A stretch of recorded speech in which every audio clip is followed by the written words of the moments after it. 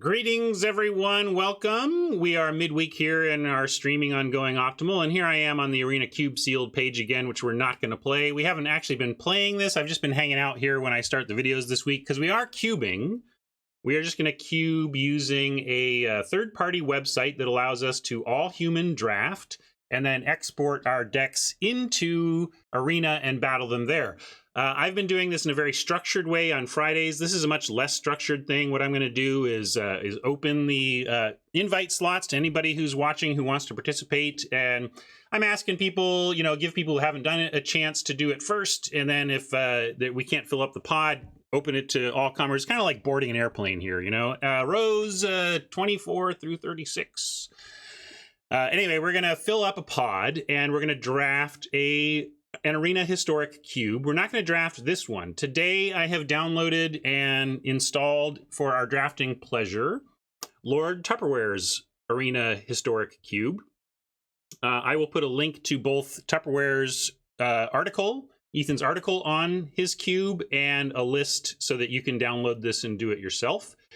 And I haven't even looked at the list. I'm just going to trust in Ethan and assume that he's put a lot of thought into this, and but it's going to be a mix of, it does have rares and mythics in it. It's not as powerful as the cards in this cube, in the official Arena cube, but it's got some gas. So if you're going to want to participate with me, you're going to need to make sure you either have a very deep collection on Arena and or you have the wild cards to craft the mythics and rares you don't have for your deck if you're going to play with me. So if you're out there, keep that in mind.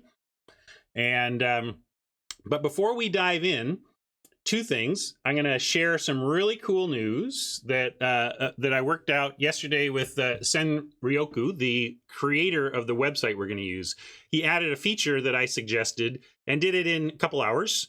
I was just like, here's a feature I think would be easy to implement that would really change things for game designers who want to try Magic design. And so that's your little teaser. Thank you, Stranger Colin. Appreciate that. But before I get into the new feature, I'm going to thank my sponsor, CardKingdom.com. They are continuing to sponsor me through a coronavirus shutdown here in Washington State. I know a lot of states are shut down to different degrees right now. And different countries are shut down to different degrees right now.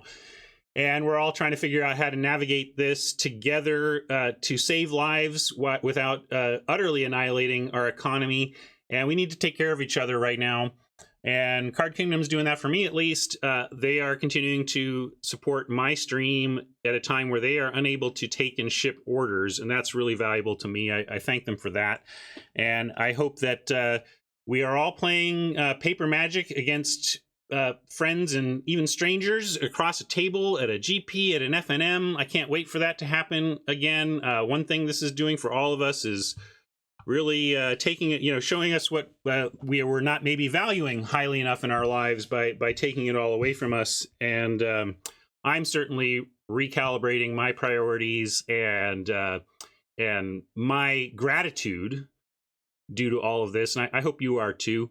And we are going to, but anyway, I want to thank Card Kingdom for supporting me through this, and I hope you support them after this when they can fill your Magic card orders, and you can check them out via my affiliate link down below.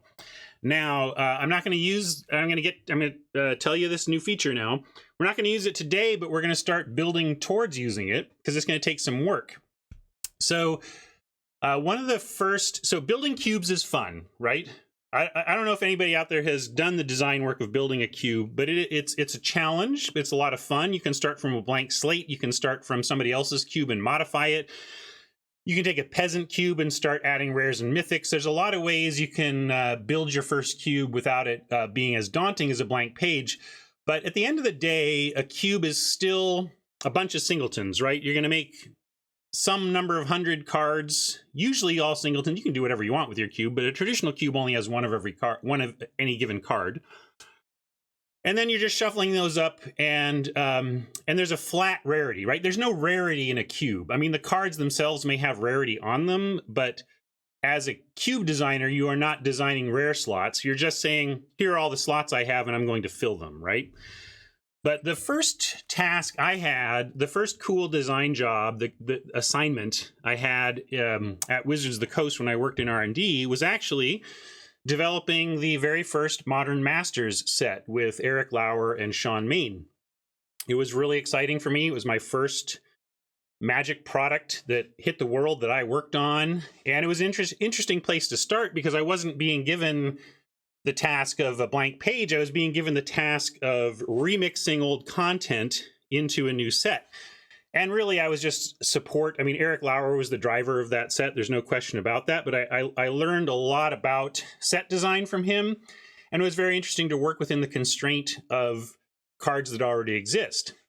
But here's the thing, working on a Masters set, I get to work with rarity. As a game designer, as game designers, we got to play with the structure of a booster pack, right? A booster pack contains 1 rare mythic, 3 uncommons, and 10 or 11 commons and a basic land, depending on how that breaks out. And so I was thinking, what would you have to do to give people the tools to use like this third-party website to craft master sets instead of cubes? And I realized all you need is just a rarity scheme and a list. Because like right now, what we do to play cube on Heroku app is download a cube text file and upload it to the site. So I suggested to Senryoku that a feature he could add would be that you have a line, you have a headers within your text file that basically give a rarity. You can say, what is the name of this rarity tier and how many cards from the list below should go into your booster. So now instead of submitting a flat list of 360 cards for your cube or whatever, you can actually submit a magic set. You can submit N rares and mythics, you can submit N uncommons, and you could submit N commons, and you can indicate how many of each you want to be pulled into your boosters. And instead of just crafting a cube to draft, you can craft and create and draft like an actual magic set, basically exactly like Wizards of the Coast does it, exactly like R&D does it. And I'm very excited about that. And so I want to create Arena Masters. All right, we're going to do a Masters edition for Arena. And I haven't figured out how I'm going to do it exactly yet, but I think we can either design it together on stream, or maybe I can do some work off stream and bring it to you. But the nice thing is it was just a simple line break that explains what rarity is to a list, and boom, it was done. So not only am I excited about that, if you are a burgeoning Magic designer, if you want to experience what a real R&D design task is like, create a master set. We'll get into how to do that and the considerations you need to keep in mind when undertaking such a task. But I'm very excited that it was as easy as I hoped it would be to implement, and it unlocks a whole new layer of set design tools for amateur Magic designers looking to roll up their sleeves and try some work. Yeah, so anyway, I'm really excited about that. But for today, we're going to go and do Lord Tupperware's historic cube draft, and we're going to switch scenes here for that.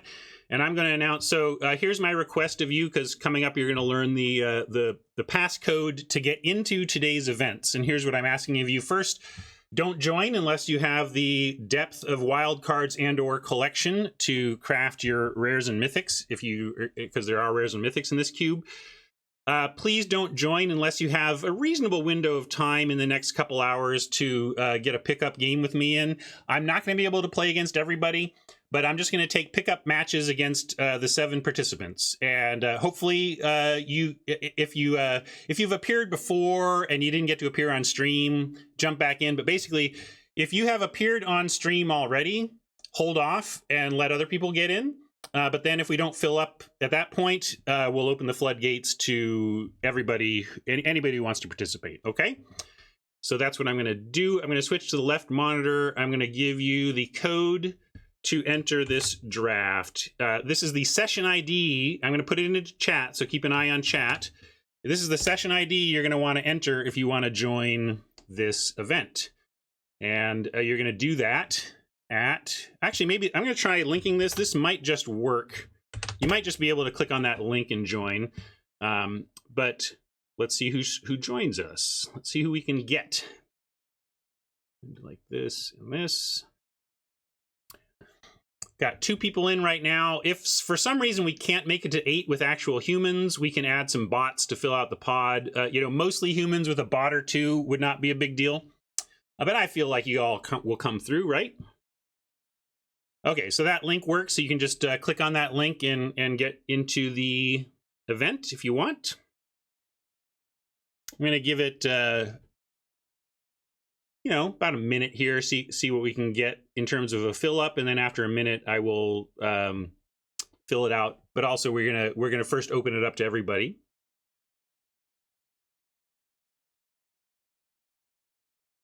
Okay, I've given it some time for those who maybe haven't appeared on stream yet to jump in, but now I'm going to go ahead and open it to everybody. Anybody who wants to participate, go ahead and jump in. Let's see if we can get this players to 8, and we'll fire this off. For those of you, this is the draft I did last time. This is nothing. This doesn't mean anything.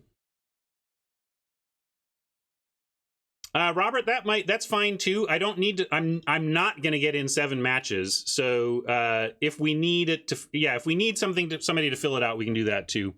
But it looks like we got 8. Right on. Glad to see everybody here. It looks like we got it. I'm going to do a ready check, and then we're just going to dive in.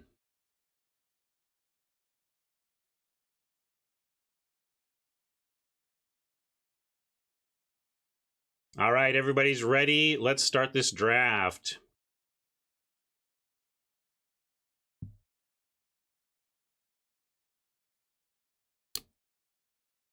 Okay, we have Destiny Spinner. Oh, I was going to say, isn't there another card? Destiny Spinner is a powerful effect if you want to shut down control from countering your stuff, your creatures and enchantments at least. Karn is a reasonable colorless start, goes in most decks. It can be clunky. Like, I beat Karn a lot, I feel like. You can beat Karn with aggro pretty easily. Not easily, but Karn struggles against aggro, so let's keep that in mind. I do like it currently as the pick. We could also take something like Fairy Guide Mother, Archon of Sun's Grace. I do like cards that do Planeswalker like ability. Oh, I moved it to, darn it, I moved it to 120. I swear I did. Like, sorry. So I took Karn, but I was actually leaning, like, Venerated Loxodon is so busted, it makes me want to take that and lean and look into aggro white. But we can also support the Karn pick. I feel like I kind of want to, I love this card. Yeah, and there's no other white here. So I'm going to do it. I'm taking Loxodon.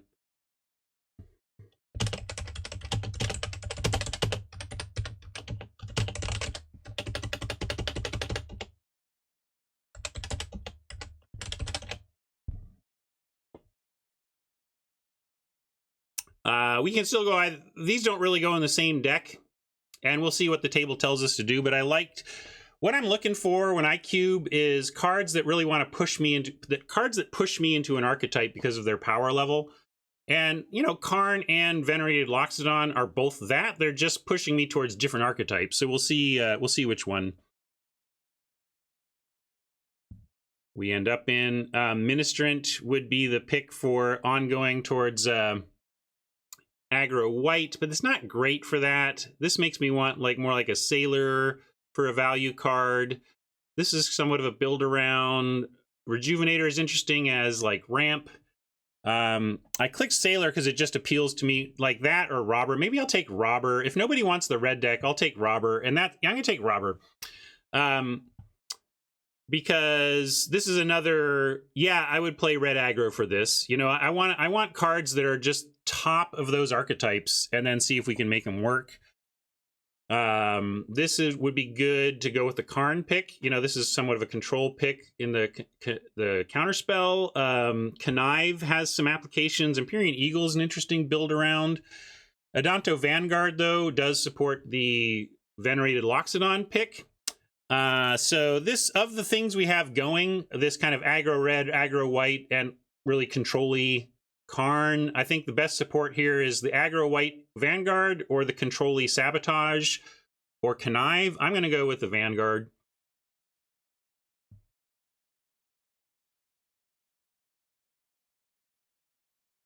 But I'm feeling things out here. I'm trying to figure out what other people don't want to do, and then we'll go and do that.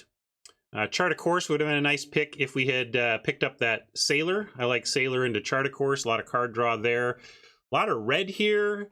Not all of it. The only thing that's like aggro red in the way I like, though, is like the Pyromancer. Yeah, there's no green here, so let's note that. But we don't have green yet, so maybe that means we're in the right place. Birth of Meletis is white, but it's more of a Karn card than a Loxodon Vanguard card. Hunted Witness. Actually, I'm going to go Hunted Witness. With a Loxodon, you want cheap one mana creatures, and then you can, like, for example, Healer's Hawk, and then you can just dump out as many cheap creatures as you can, and Loxodon for an insane total add to the board on turn 3 even. So I think we are looking at, I'm looking at leaning into the white here and seeing where that, if we can get an aggro white. Chandra is where I am. Chandra's worth considering, except we'd be adding it as the second red card, and I much rather add a powerful 4th white card than a powerful 2nd red card. Although here's another powerful red card, but here's another powerful white card that's exactly what I want. 1 drops to support Loxodon, so I'm in. I'm moving in. We are mono white. We're going to try to be mono white aggro and support this Loxodon the best of our ability.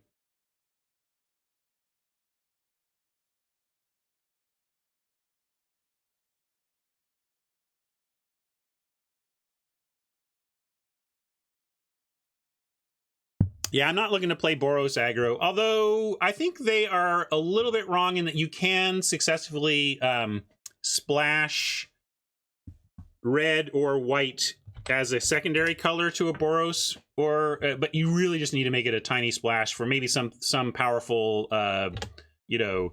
lightning helix type effect. Oh yeah, Ranger of Eos is great. I want God's Willing, but Ranger is nice. We have 3 things to find with it already. Great pickup. It's like we want to find 1s for our Loxodon, and this finds us a couple. Although, of course, it's a little bit late. Like, we want to be getting our 1s out so that Loxodon can on 3 be bonkers. I saw Marshall and was going to take that, but Guide Mother wheeled, so we're great. We're in the right lane. I was considering opening on this. I set the clock wrong, and so I didn't have time to talk about it, but Guide Mother was on my list for pack 1, pick 1. So I'm happy to get that here, and happy to know we have an archetype that others are not apparently interested in. And I'm going to take Glacial Fortress. That sets up a possible blue splash. Sometimes a white deck can splash some control so that you dump your stuff and then you negate the wrath, Yeah, the Agent Wheeling is a heck of a control card to still be there. And Blossoming Sands, for on the similar thought, it does set up a possibility of potentially splashing some green. I'm surprised the Agent wheeled. That's a strong card. One nice thing about mono, you can play artifacts, although we don't want to spend time spinning our wheels with a compass, but Immobilized District as a colorless land among all of our planes is great, because it's actually a creature too. And I don't mind Scaldron here either. 1-drop removal spell for white,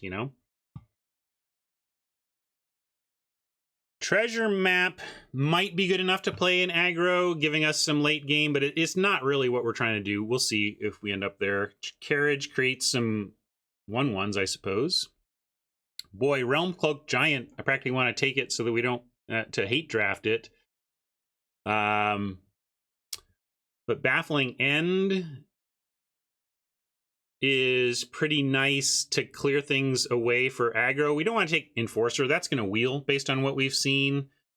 Baffling End will not. It's too generically good as a removal spell. I don't see, like, we could take a Scanner, but we just want to focus in on our aggro. I think that means Baffling End, cross our fingers about the Giant. I mean, this is not going in our aggro deck. We just have to, we have to try to stick to our plan, and that means picking up some 2-drop removal to clear the way for our aggro.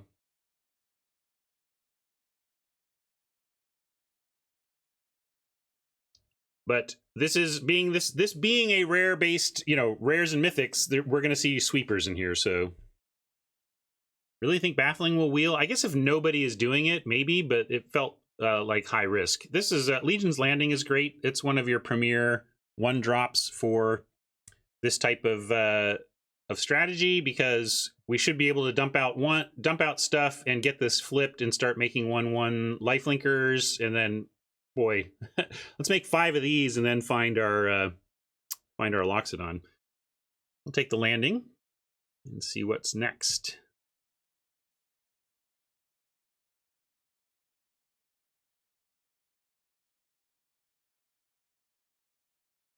Adrian thinks this has a better chance to wheel than what? The god or the cheap creature? Because I think the cheap creature, I mean, we saw better cheap creatures than that wheel in the first pack. Here we go. This is nice for white. Oh, maybe we take Ardenvale, though. I do like a Sunwing, but although I don't think anybody's really going to be interested in Ardenvale, but it is the type of card that people will cut because it's just a powerful land. Yeah, Sunwing is great, but I do like to use picks on lands when I can, because we're not going to be short on playables. We're going to be fine on playables, so we're going to be needing to cut spells, and it would be nice to have a castle that we don't need to cut.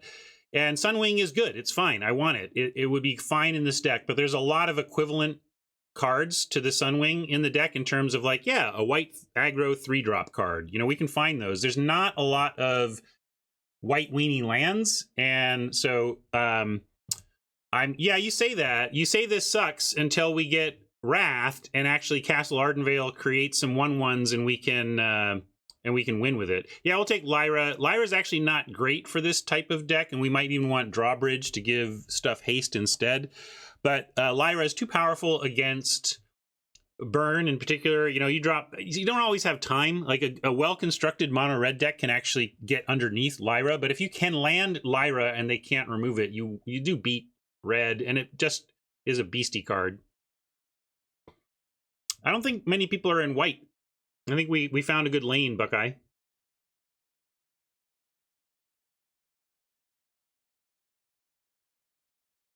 Swordsman, that's fair, but also, yeah, I was gonna say, like, it's not the only synergy, right? Now we take Heraldic Banner, you see Swordsman, and now all these 1-drops just got a lot better, regardless of whether we find Loxodon or not. So we do want to find ways to pump our weenies outside of Loxodon.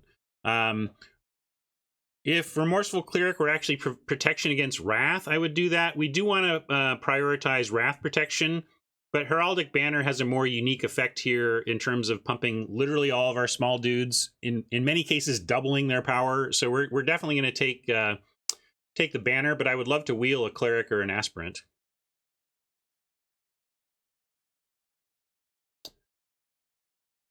Cleansing Nova is another Wrath that we don't want to see, but I will take Conjurant, which is not going to get pumped by our banner, but at least fills out our curve.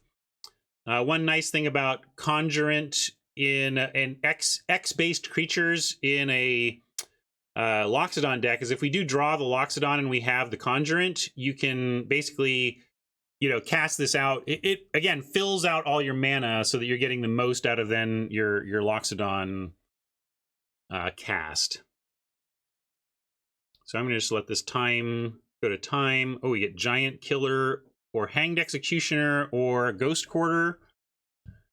I hope Ghost Quarter could be real nice. Ghost Quarter is a powerful card. for land control. But Giant Killer, I love these 1-mana creatures that have the spell side. It's just so nice to be able to have that option to just drop this on 1 or kill something really big. And then having a tapper, I mean, yeah, Giant Killer is quite good. And is, again, doing exactly what we want here. Pridemate, do we have enough life gain, incidental life gain going on? We do have Lyra, we have Blossoming Sands, which we could play as a tap planes to trigger Pridemate. We have Hunted Witness creating a lifelinker. Healer's Hawk is a lifelinker. Legion's Landing creates lifelinkers. I think we have enough and enough possible future to take Pridemate here over Pegasus or Martyr, so I'm going to do that. Let's see if we can find some additional life, yeah, Pridemate fills the curve, and we have enough incidental life gain that it will get pretty big. And we expected this to come back. That's why we didn't take it. Yeah, we didn't expect the Giant to wheel. I didn't take the Giant because it doesn't go in our deck, but I didn't hate draft it. If I had taken it, it would have been a hate draft, and I certainly didn't expect it to come back. Speaking of hate drafting, let's cut a Celebrant. I think that's the most difficult card here for our deck to face.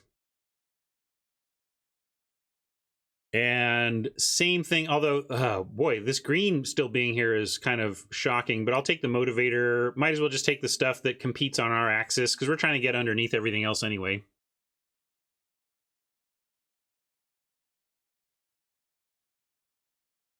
Definitely looking for more Anthem effects. We want to take these small creatures we got and find other ways to get them big besides Loxodon. And we found one in the banner, but we would like to find more. I'll take a Guild Gate here over the Guardian. Could actually we could take Guardian. Maybe I should have taken Guardian there, but I didn't. Anyway, we'll take Aspirant here. I'm gonna get rid of these green. Actually, again, I'll probably play this one for the life gain. Banifar, sure. Late Guild Gate, but I guess nobody's there. And nobody must be here either. Get that moved out here. All right. What do we got? Nothing for us. Where's our... Oh, no, never mind. Sorry, I was going to complain, and then I got a great one. History of Benalia is excellent. But we're not going to wheel much here. Maybe we'll wheel a Fountain.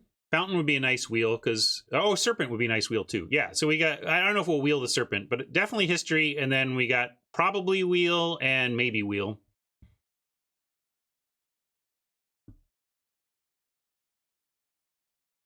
Oil Can, it plays somewhat more of a part here, well, because we're in pod, but it's still about whether or not I have playables for me. For example, there was a great sweeper that's just devastating to our deck. You know, we had the Realm Cloaked Giant or whatever, and I talked about hating it, but I didn't because there was a good card in our pack. But then I talked about hating the Celebrant because literally there was nothing for our deck. So at that point, of course, that's literally all you're doing is hate drafting. So you may as well consider what is the best against you and take that. In this case, we got another sweeper that is going to F us up, but we can take a seal away. Trouble is it's tapped. I don't love that it's tapped. We want to clear blockers. I'd rather just have yeah, this is a bit of a stinker, but the Squire is playable. I think I'll take the Squire. Seal away I don't like because it doesn't get rid of stuff so that we can attack. Fountain's a decent spec as well, but we haven't found any blue yet, and I'm gonna take playables here, I think, but Fountain's not bad. None of these are super exciting. That's true, and this works with our tappers. I guess I'll take the seal away. It's anti-aggro removal because it doesn't get them out of the way. You really want your removal to get stuff out of the way. Dawn of Hope combines well with our Johnny's Pridemate, but Bugler is great. Finds you this is basically a 2-for-1. So we get a 2-for-1 in the Bugler. Let's just like instant 2-for-1, right? And then Dawn of Hope is like a long game X for 1, right? Like if this goes long, you can go nuts with it. Yeah, exactly. Like, I kind of like having some control help. The Dawn of Hope and the Castle Ardenvale, they might not be that impressive to you, but we've passed 2 Wraths. We might pass more. And Bugler is unlikely. Like, who else is taking Bugler? Who else in this draft wants Militia Bugler? I think nobody. I think we're going to wheel it. Thalia is incredible.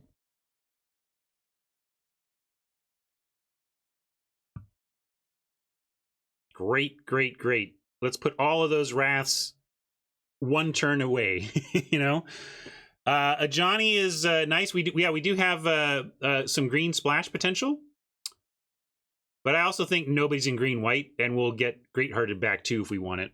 But I'm gonna take Thalia. Thalia is exactly what I want. Like I said, I wanted protections against Wrath, and really what I meant by that is like the rare. I don't even know if it's in the cube, but the rare that main phase gives everything +1/+1, but makes all your creatures indestructible. So I want stuff that just protects my creatures outright. But this is not a bad alternative. Oops. You definitely want that in the deck because it pushes those Wraths out a turn. Orator, oh, this does too. Oh, that's during our turn. Still worth taking here. Also, if we do get Wrath, Tide Taker leaves a body back as well. Sometimes just that 1 extra body back after a Wrath, it's like, yeah, we had a Wrath. I don't have anything else for that stupid 1/1 flyer, and then it just gets there. It can happen. Yeah, this is another one that's likely to wheel. We're going to take the powerful Tithe Taker.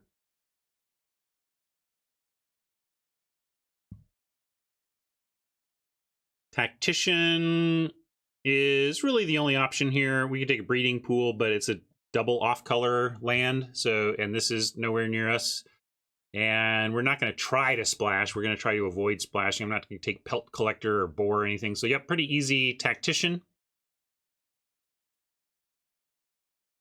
This is bad against control and great against other aggro mirrors and, you know, mid-range. We're going to block your weenies. But I would probably take this out against control. It's not, unless they're controlling by blocking. You know, this is great against blocking. I don't know if we're maining the Lyra. We'll leave her in for now, but maybe like we're not playing the carriage. We're probably not maining Lyra. Loxodon isn't a 5. It's a 3. So like Ranger of Eos is probably our top end, and then Stalwart's fine here. Helps make these small ones bigger. I mean, some of these are 2/1s, mind you, but the ones that are 1/1s get bigger off Stalwart, so we'll take that. Look, it's an oven. No oven. We can raise the alarm. Bounty Agent's interesting. Probably better than Raise the Alarm. This is better for go wide, but I like the control element that the Bounty Agent represents. The tap ability is no joke in Cube. Legendary permanent that's an artifact creature enchantment. Yeah, we might run into a few of those. Maybe.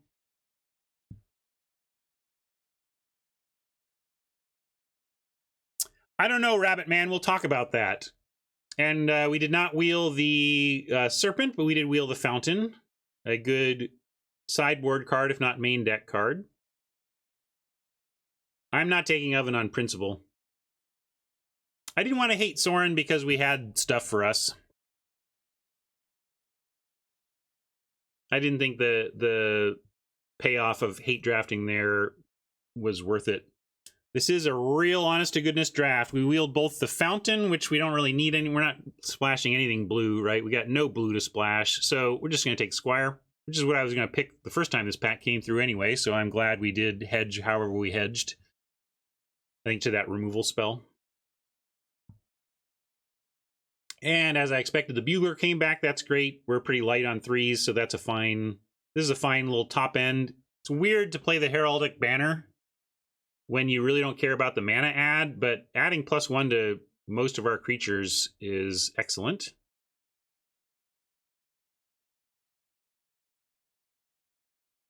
And Ajani did come back.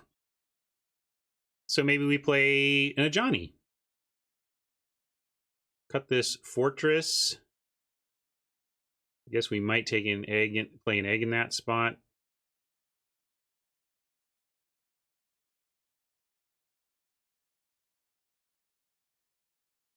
We'll consider it anyway. Oop, I put the wrong one in. Oh, that's just my last pick. There we go. All right, 32, 31. Okay, let's get it into draggable. So let's call Conjurant a 3. I'm going to remove the lands for now just so we can see what our literal spell count is. Oh yeah, sorry. Subs are the memes and stuff are off because I'm on this weird left monitor view. But I can give you a manual rat. Manual rat. Say I never heard of ya. A rat burglar. Thank you for the sub. All right. Yeah, egg easy cut. Maybe even Cauldron, although it's not awful. What is okay? Yeah, we want Ajani, I think. We're going to splash the Ajani. Pretty low-cost splash.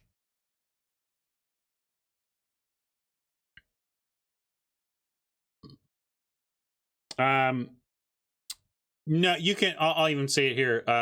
I don't care if you see my deck. Come back to stream anytime.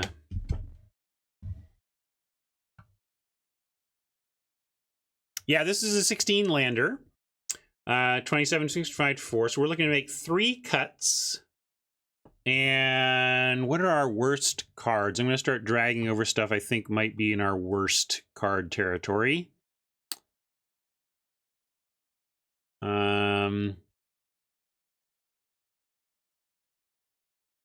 We could maybe start Dawn of Hope in the board as a we bring in it against aggro. I mean, sorry, against control, against sweepers. I think this is a good thing to have against sweepers, and you can make a recovery play with this. Yeah, I'm with you, Intangible. That's why I put it over here. So I think we cut that. Maybe I just cut the Squire. Is there something worse than the Squire that I should be thinking about getting rid of here? I don't think so. I think we call the Loxodon a 3. Hell, if we're really humming, the Loxodon's a 0, but let's put it at a 3. Pridemate fills out the curve fine. I mean, if we cut if we cut Pridemate, we're bringing in Fountain, Cauldron, Dawn, Lyra. We could just bring Lyra as a top end. Oh yeah, that's a good point. Bugler gets humans, so let's count that. This is one. I'm moving our humans over. Oh no, it's just creature card with power 2 or less. It's not human. Never mind. What are you talking? All of our stuff is found with Bugler. Bugler's great. So just one more cut. I guess I just cut the Squire, then we can get on with it.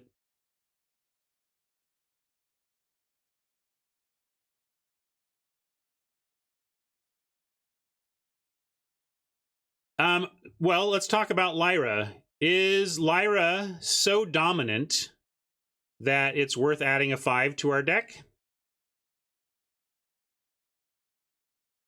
Because it's just a straight up 5. That's not too much. Drag her here. Sure. Okay, we can work Lyra in. She is pretty darn powerful. What do we want to lose? A creature or a non-creature? So I think we got to go to our worst non-1-drop creature. I love all the 1-drops because it sets up the sick turn 3 Loxodon, which we're going for. Which 2/2? This 2/2... yeah, this might be the worst, although we have a lot of stuff it does pump. We could cut Bounty Agent until we see that we do have legendary stuff to get. Maybe I'm being greedy about Pridemate, but we have, let's see, 1, 2...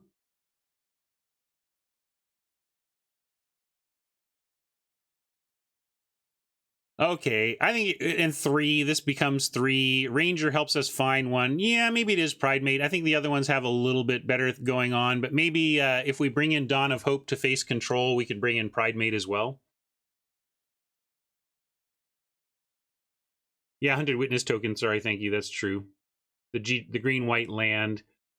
Well, what do you think? So I think it should be. I don't love the seal away.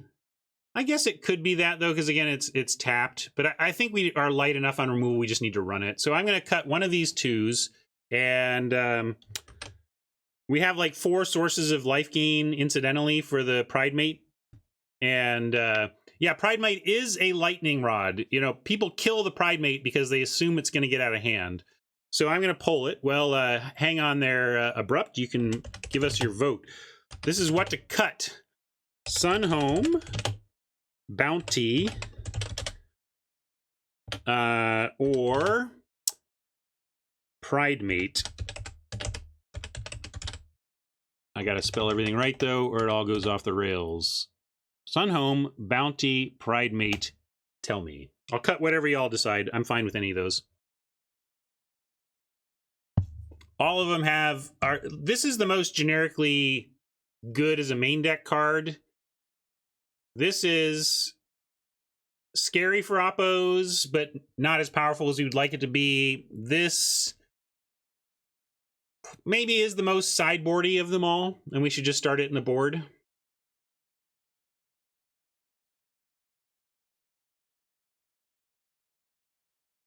Huge dude upside isn't bad upside, and we can always we'll consider Pride Mate to be our generic 2, and then if we find ourselves needing to bring in, you know, we decide Bounty Agent is correct, we can bring out the Pride Mate then. I like it. All right, let's get in. Oh, I got to get in the lands I want. We want this. We want this. We want this. We still play the mobilized district. We are not pressuring our mana that much here.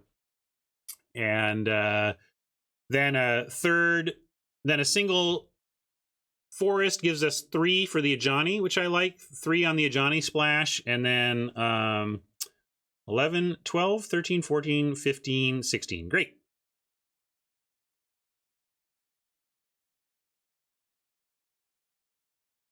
Back to the actual app. Here we go. I get to reset my normal setup. I'll be a little more attentive to chat now that I've got my regular screen back from my point of view.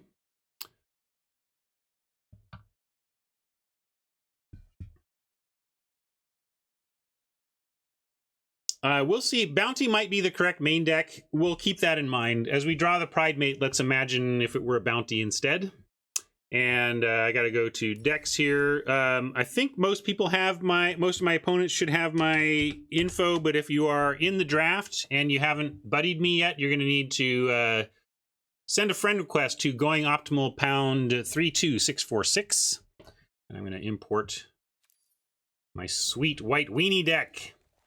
Craft whatever we need and get going. Probably some historic cards in here that I don't have yet.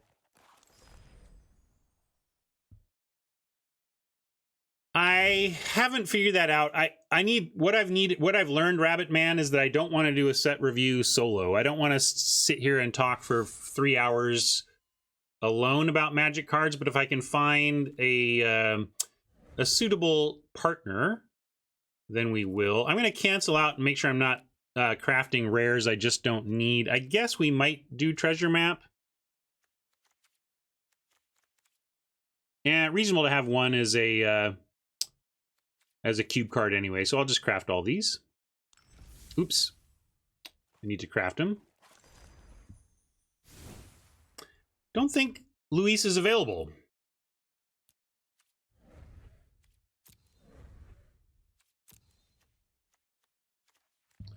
Nor do I think Luis is interested in doing 2 set reviews. Oh my goodness. Sounds awful. I don't know who... If anybody picks some bling, speak up now. Otherwise, I'm just going to go with it.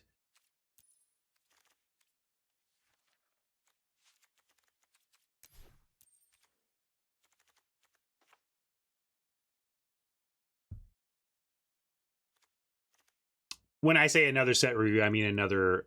Well, another one.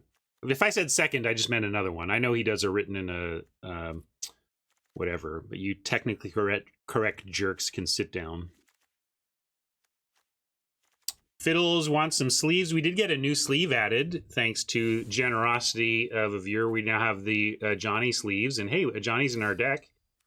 You do that. They're not super exciting, but it's another option. I haven't done the breakdown collie, but we'll do that eventually.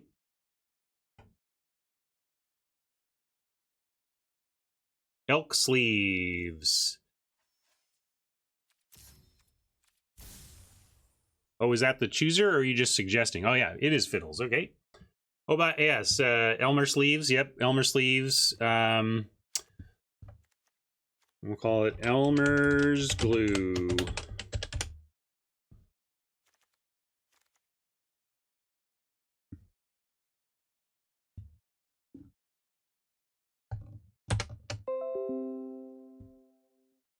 I think this is Elmer's glue, the Johnny.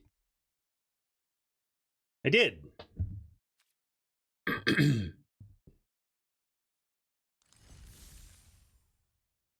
All right, someone's waiting to battle. Let's do it. 40 card best of 3, indeed. Good luck, chat. Here we go. I am loving this, everybody. This is so fun. Doing cube drafts with people, with real humans watching and playing. Love it. Thank you so much. Uh-oh. Oppo is canceled. Oop. Yep, we'll take this one.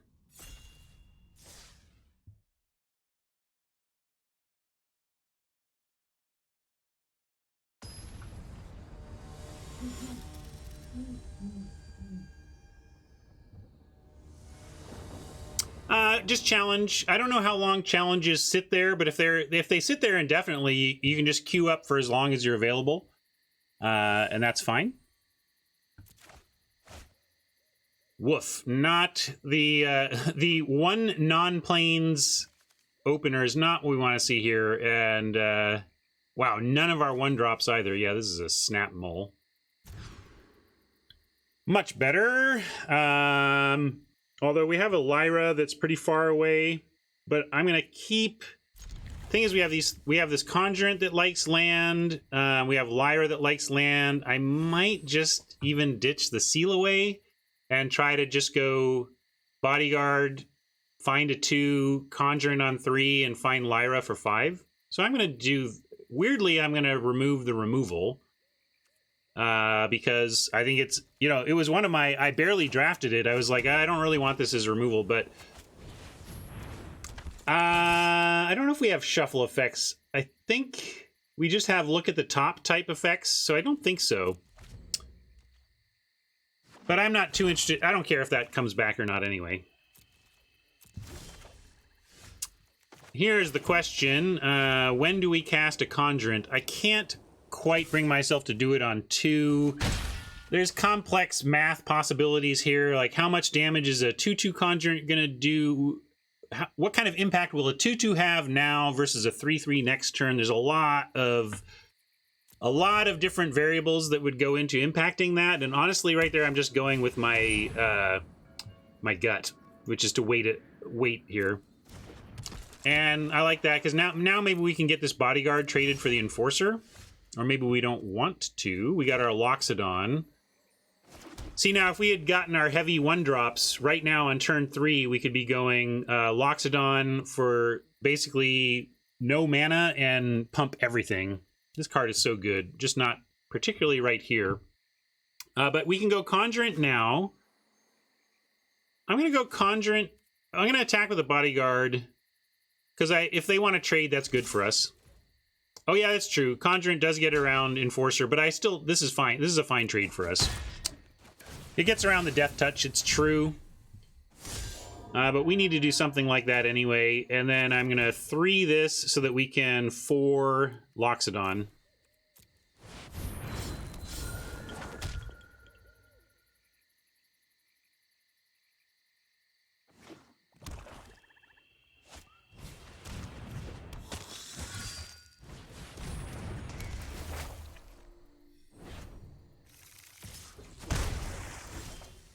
I don't know how controlly they are, but we get to drop Lyra after a turn 4. Pretty decent Loxodon here. If they've got the sweepers, This could all go horribly wrong, but we're going to make him have it. And if they have, like, Shatter the Sky, they probably use it now and we can follow with Lyra. That'd be pretty good. Lyra wins that particular battle. Let's see. If we send in now, they have 3 total power, which is not enough to kill either of these, so we'll send. I guess they get life next turn, which is going to activate the Aerialist, but by then we'll have a Lyra up.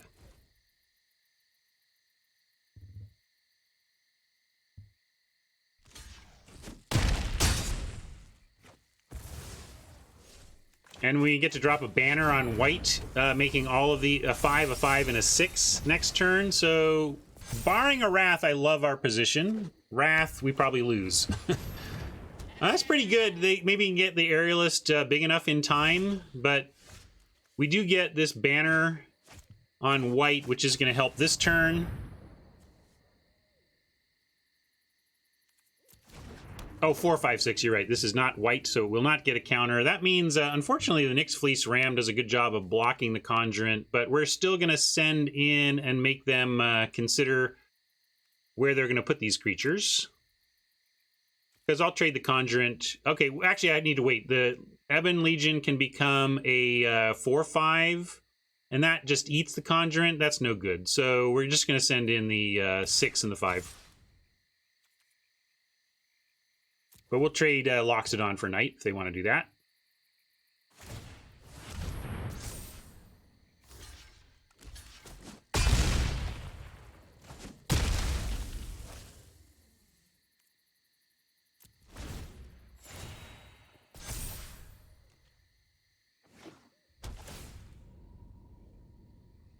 If we can keep lifelink from happening, well, we can't do much about it, but if lifelink doesn't happen for Oppo besides the Ram, I think we're in okay shape, but still, eventually, this is a couple turns away from being able to block Lyra.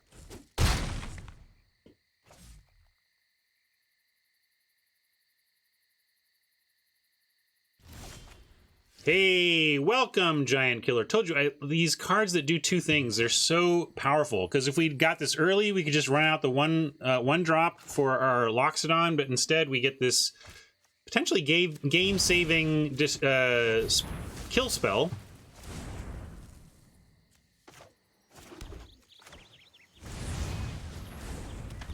Yes, we should play land in case we draw a Johnny. But no reason to even send the Conjurant. And we still get the Tapper. It's crazy. Conjurant will go next turn. Tap down this Ram. Ooh, that's a nice combo. Can we get them in time? Nice, Oppo. Arden Vale does some stuff. We do have... Lyra's still crushing it, though. Nothing here... At least nothing here grows. So Lyra gets to first strike a bunch of stuff, and we don't even need to do the Giant Killer this turn. What we're going to do is, since if they were to block everything on Lyra, we could just first strike the Archon, and we would win combat against the other. This can't kill us. So what we're going to do is send in Lyra now, and then do tap, untap, tap to get rid of 2 flyer blockers next turn. Hope that's enough, but this Archon spitting out life-linking Pegasi is not my favorite result we've ever had, but we're still, I think, in the driver's seat, but it could change quickly here. This is a fun game.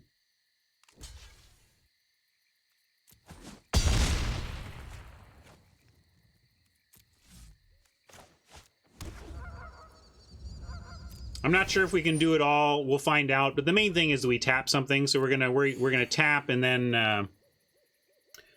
do any of these have vigilance? Like,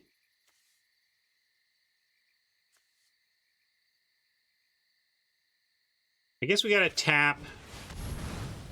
Ugh. Wow. Apparently not an impulse block, Kruzica. We have the answer. Good work, Kisada.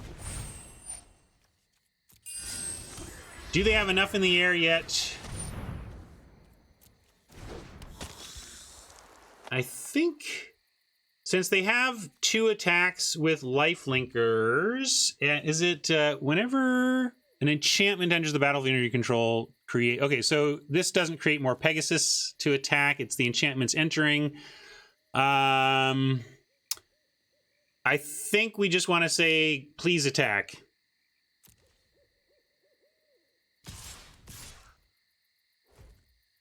I like giving them the attack. They get some lifelink out of it, but we can tap the aerialist indefinitely as part of our efforts. Now, are they getting back? Okay, it's just a zombie. It's not an enchantment. We'll tap down the aerialist and make a token.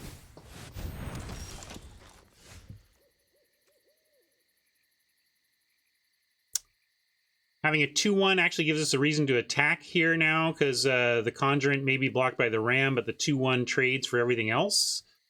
I was saying I was going to go tap, but Oppo had such a great turn, we can't really do that. We can still keep attacking with Lyra, though. We may look at libraries, like 24 to 26. At least we're ahead on library, I guess. It won't come to that, but this is getting to be quite a silly life gain fest. And I'm going to send everything but the giant killer here.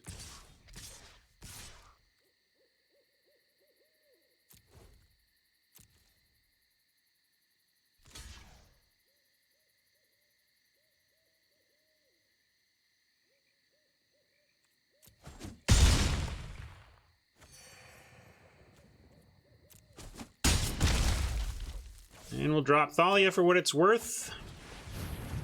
But Ardenvale plus Banner is doing stuff. I wish we had more Lord effects than just the Banner and effectively the Loxodon, but so be it.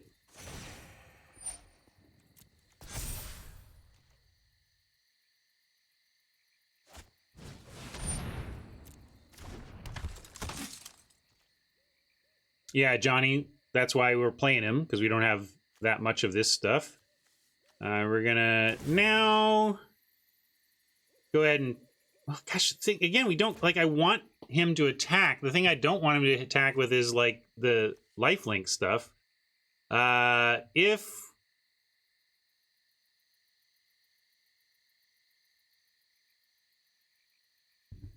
yeah, Mentor would have been nice for us. I love Ardenvale Mentor. That's a combo. Or do we just let them attack? I'm going to tap the lifelinker, and if they want to send the aerialist, that's great. If not, we can consider tapping it for an attack next turn, but we're starting to lose the race to their lifelinkers.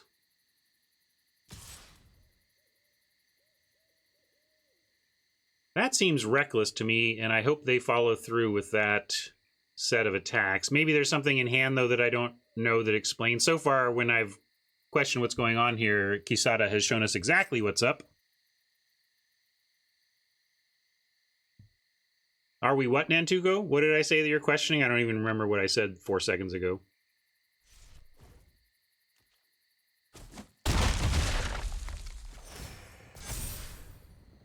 I don't know. I can't tell. There's so much lifelink happening, it's hard for me to see exactly what's working and what isn't for us. I do like that, again, it's just a bunch of two toughness being left back, so we do have solid attacks here. We could do the giant killer play again, but again, I like tapping down the big lifelinker here and continuing the pressure.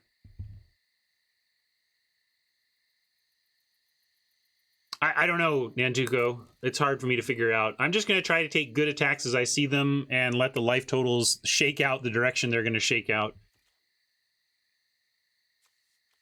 Thalia is first... Did you have first strike? Yeah, first strike. So Thalia on first strike is a safe attack. This we don't care to trade. We can trade that for anything. This is fine. This is fine.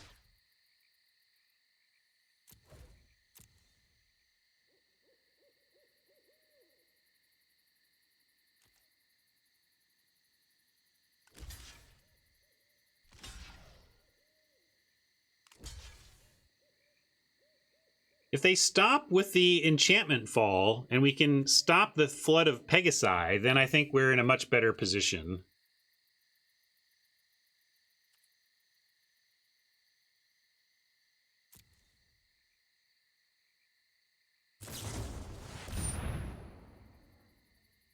And there you go. It's coming back. I was wondering what was going on. It seemed like a weird one to sacrifice, but not. Once again, Kisada's actions explained by cards in hand.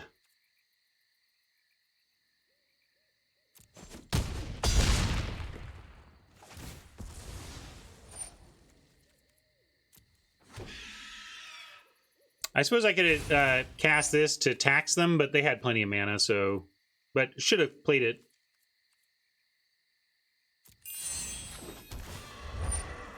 Yes, it was a good move. That's what, like I said, that's what explained it. Why are they blocking with Ephemia? Oh, because Ephemia is going to re-trigger. That's why.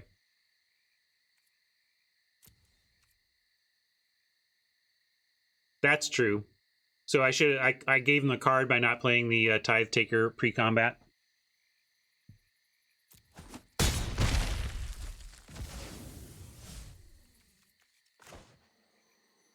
I was trying to keep my mana, though, because I didn't know if we were going to want to Arden Veil this turn.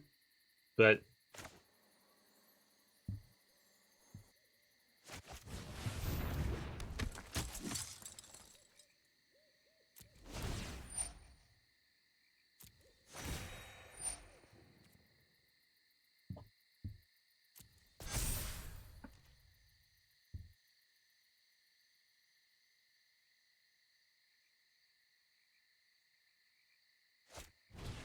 I mean, what are you going to do, Nantuko? You said it was definitely a punt, and now you're going to get on D for punting me? Come on.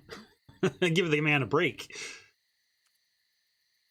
That's some pretty fine splitting of the hair there. Yikes! My sword is your death knell.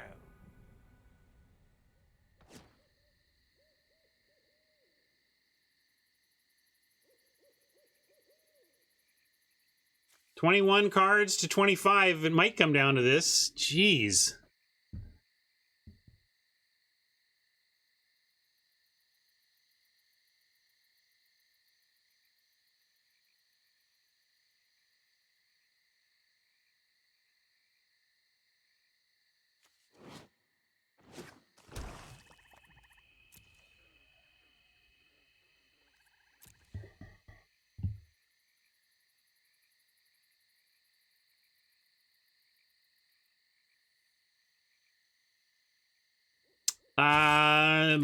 Well, we're one match in. Fun so far. Most cubes are, though.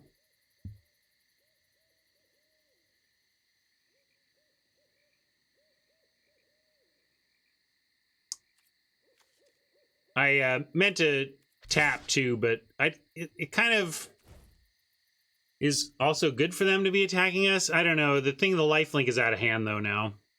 Lifelink is a bit out of hand. But we're gonna, yeah, we got to get Sorin dead anyway, so I don't mind luring the big attack here because we need to do something to try and get Sorin dead.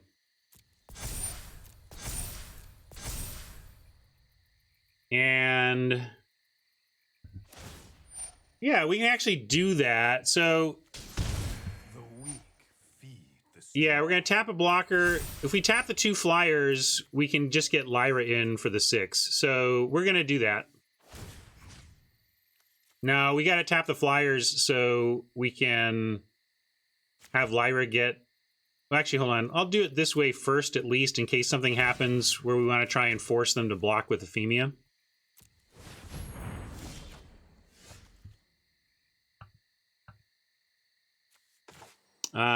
And then they get the Mentor and Ephemia, and then so let's just tap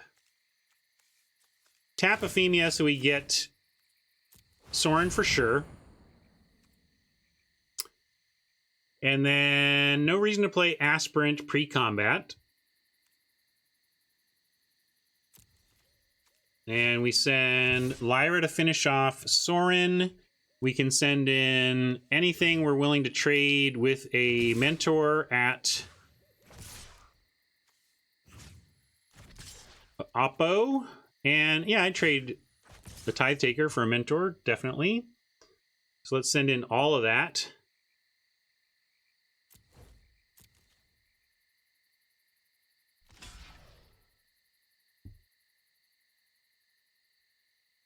Yeah, Flyer's probably going to have to jump in the way of the Aerialist, right?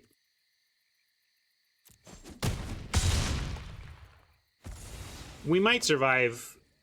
Really? We can block. This has not got trample or anything. Did I screw up? How are they tapping our Aspirant?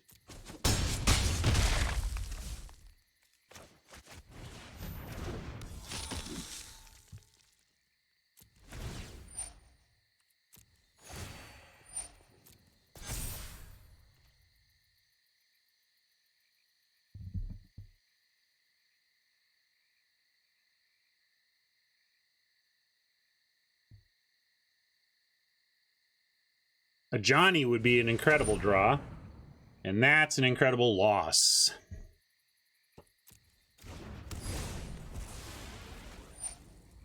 That could cost us the game. I was counting on that to keep this Aerialist at bay. Now they've got something that beats Lyra. That may be the game ender. Now I'm not sure what we're drawing to get out of this.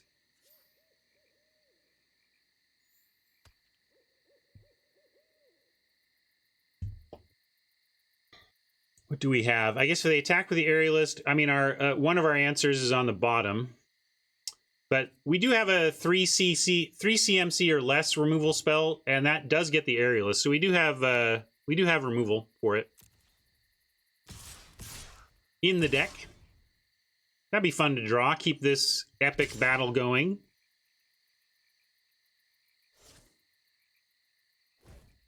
They're not sending the Aerialist anyway, so I'm gonna just take this.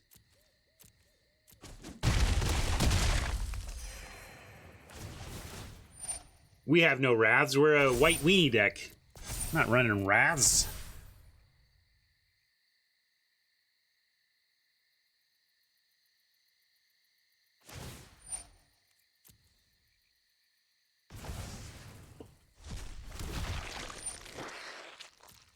Well, the trouble is I've allowed all of my opponents to take a look at my deck. I invited everybody. I'm assuming Kisada knows what we're playing and that we don't... yeah, thanks, token making. And that we don't have that. Bugler? All right, find us something, Bueller. Bueller. Hey, another tapper. So... we live?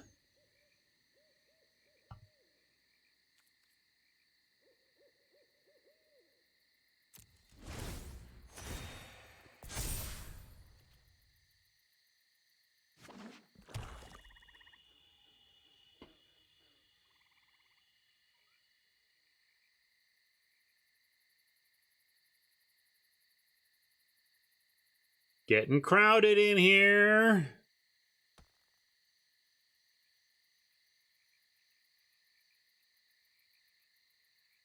This might come down to which one of our brains breaks first and just scoops for sanity.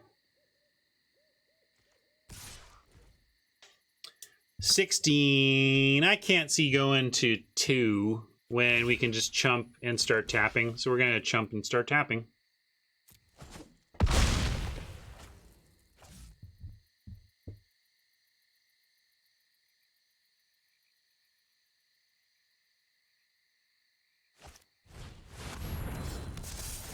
Yikes. Another beastie. Might have to try and figure out what we can stack on that to get enough going. I should just hold land, I suppose, at this point. I do have a Castle Ardenvale I'm trying to activate every turn, though, so there's that. Now we've got a Law Rune Enforcer, too. We're getting pretty mana hungry for a weenie deck here.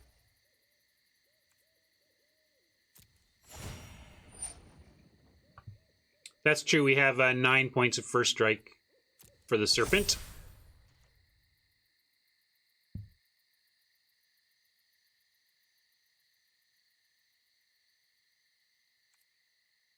Would have figured that out if they attack with it and settled into decide blocks.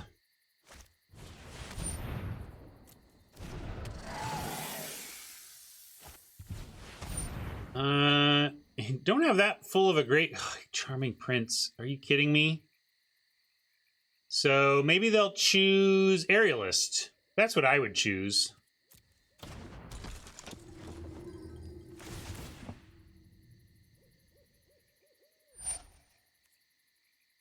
Darn it, they figured it out. Aerialist was not, in fact, correct.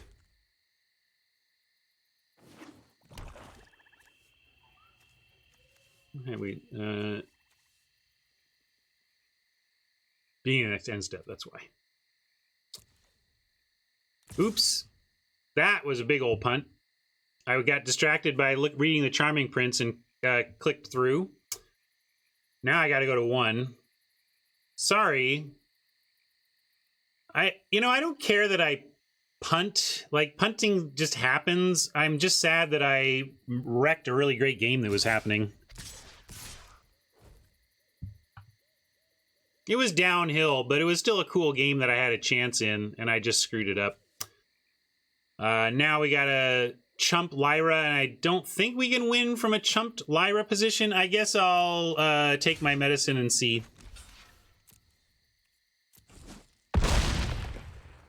Block tokens with what? I mean, it's going to go to...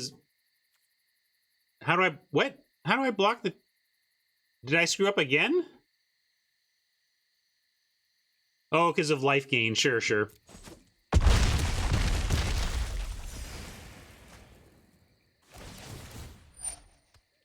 I did screw up again, although I don't think in a way that matters that much. I think the big screw up already happened. So, distracted Ryan punted away an important tap. Did it cost us the game? Probably not, but again, I just wish I had given you the game it should have been instead of this game that it is. Legion's Landing, for example, could have helped, but we're done for now. I mean, I could start tapping this, but I'm going to concede to my punt and try again.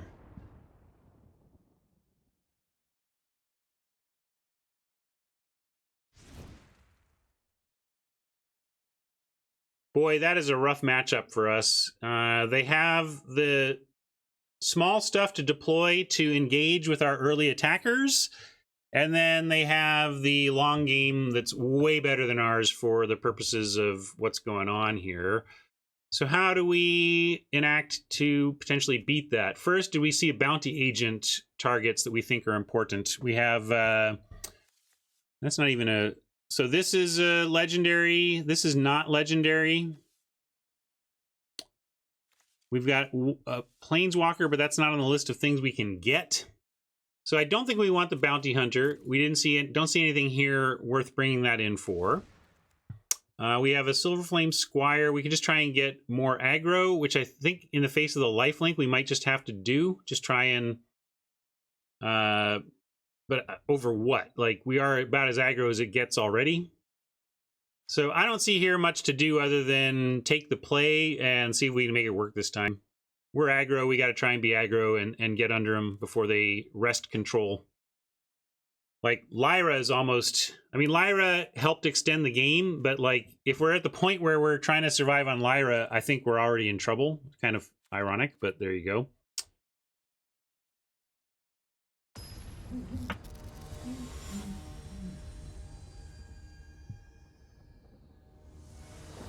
All right, sweet aggro curve out. Let's show them what Loxodon is all about.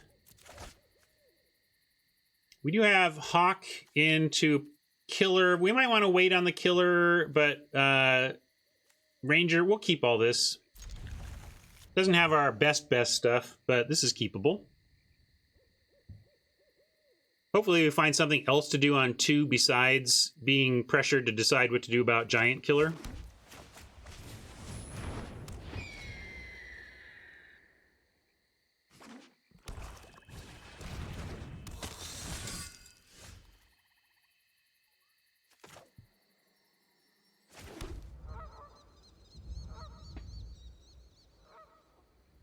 Yeah, I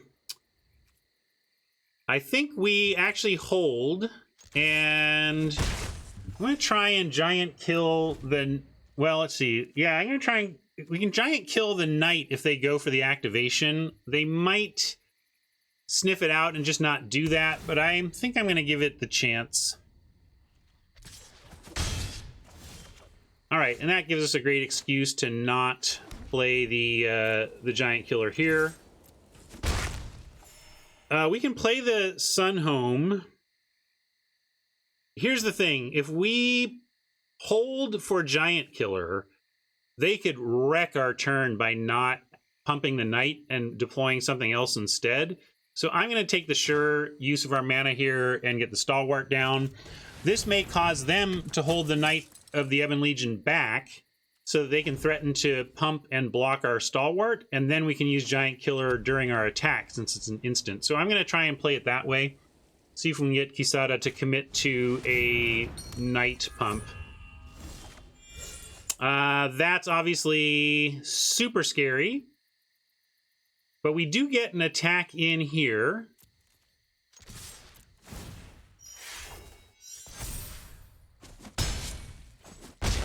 And now a tough choice of rangering up some more ones and just trying to get wide here. Heliod next turn is the...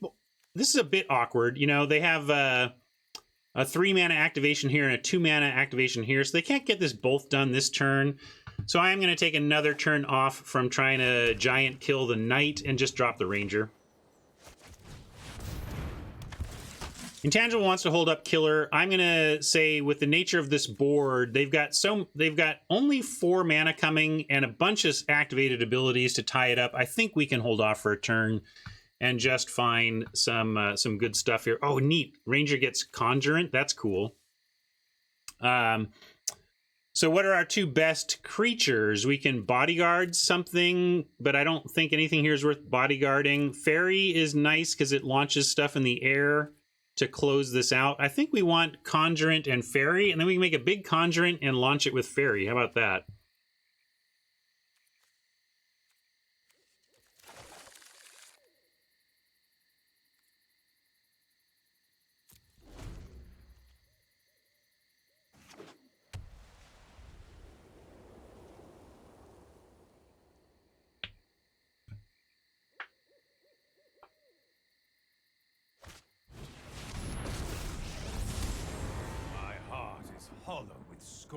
Interesting. Vampirism is a useful trait.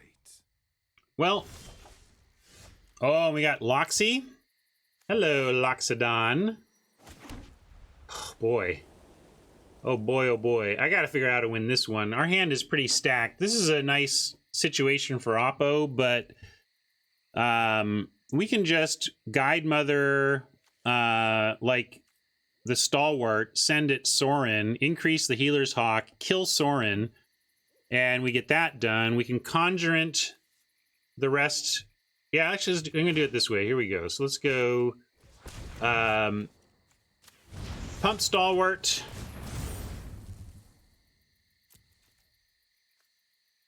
And we'll send Ranger here, because I'll trade with the Knight. That's fine. And then we get the other 2 at the Planeswalker. Ooh, we can even guide the Knight, or the Ranger. That's interesting. Then it's not a trade, but I'm happy with that trade. You want to trade your Knight off? See ya, Ranger. Great.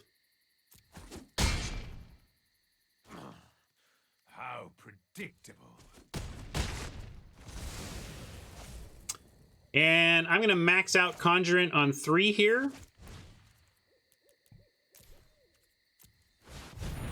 And then next turn, we can drop Guide Mother. And if we want Giant Killer, if they play a big thing here, we get to... Oh, no! They are playing Sweepers. Hoping they weren't given...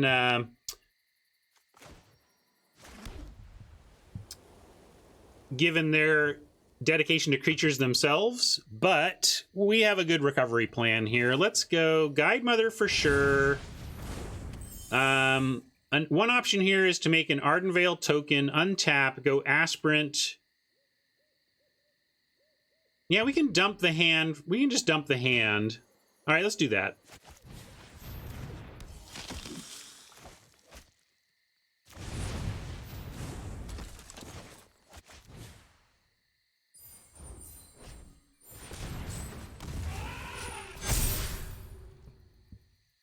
Loxodon's a good card. Nah, if we're going to do the dump hand, we just do it. We're just going to... This is a plan to try and turn it sideways and not hang on to this as a removal spell.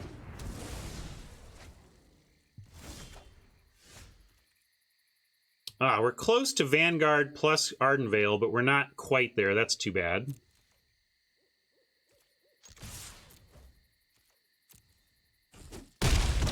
But still, we're going to play Vanguard, not activate a land.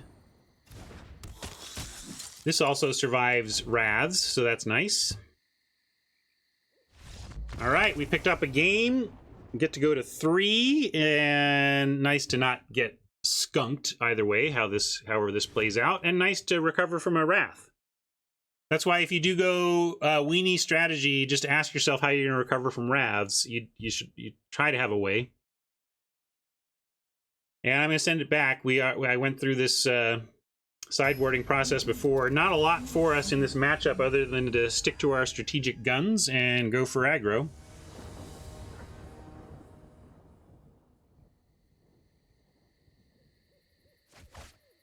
Ugh. We do have Landing and Guide Mother and Giant Killer, and Oppo is going first. This Lyra is basically dead. Gotta love our 2 expensive cards in our opener with 1 land, because, you know, show me a Plains on top and I'm keeping this, because we have Guide Mother into 2 one drops, and then but we don't have I guess we don't have the Loxodon yet, so got a mulligan. There's a Loxodon in our opener. I like that. We have to go Guide Mother, Vanguard. If we find one more 1-mana creature, we can get Loxodon out on 3. Yeah, I know, East, but, like, it was only 1 land. Well, I think you guys who wanted to keep there are being too greedy. But this is an obvious keep. And what are we sending back? I'm going to send back... Yeah, I think we need to send back Lyra. Is that crazy? The thing is, this is a little awkward for us. I don't know when we're getting this out there in a way that affects how we're curving out, because we go turn 1 Plains, Fairy Guide Mother, turn 2 Adanto, and then on turn 3 we have 2 creatures and 2 lands. If we play the Blossoming Sands, it's not enough to do the Loxodon anyway. Like, this does not get us to a turn 3 Loxodon situation, so I'm actually going to send it. It's greedy, but when I work out the sequencing for this Loxodon, it doesn't actually fit into it.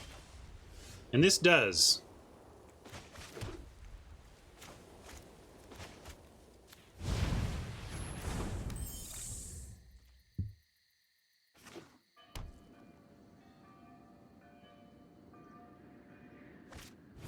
That was a greedy keep? What was greedy about that keep? You could argue that my scry was greedy, but the keep certainly wasn't greedy. Perfect. So now we go Vanguard here.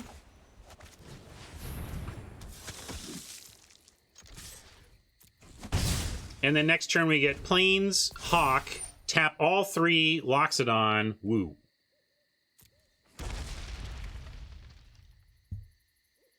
Well, somebody said greedy keep, it was a greedy keep. I don't know what was greedy about the keep, that's all.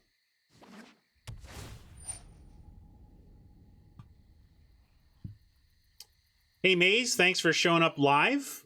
Maybe we can help you get better at Cube.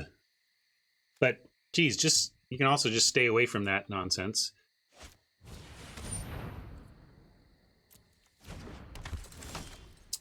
So, the Scry and Keep just makes me super nervous that we may be going into a Wrath situation. Keep in mind that if they Wrath, like the Doom Dissenter is great to play into a Wrath. That being said, this is our game plan. There's nothing to do but execute our game plan and hope we dodge a Wrath. And if we get hit by a Wrath, at least we have Lyra waiting in the wings. Maybe that will be good enough.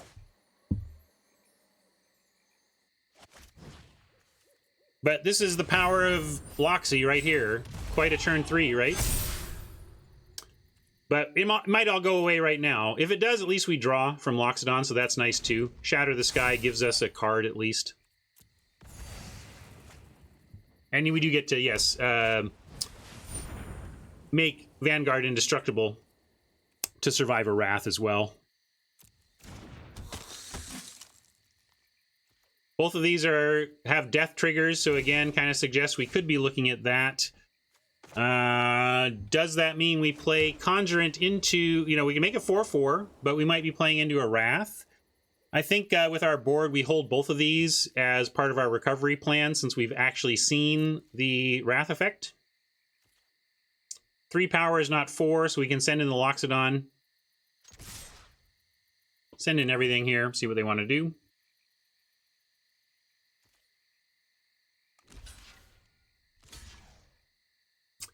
If they chump, we're clear. Could it be, though, that they're just chumping and then sweeping? I don't know. We'll see. Let's see what happens here. Aha. Abnormal endurance. So that's going to take out our Loxodon, unfortunately. But this is everything else is fine. So we say goodbye to Loxy.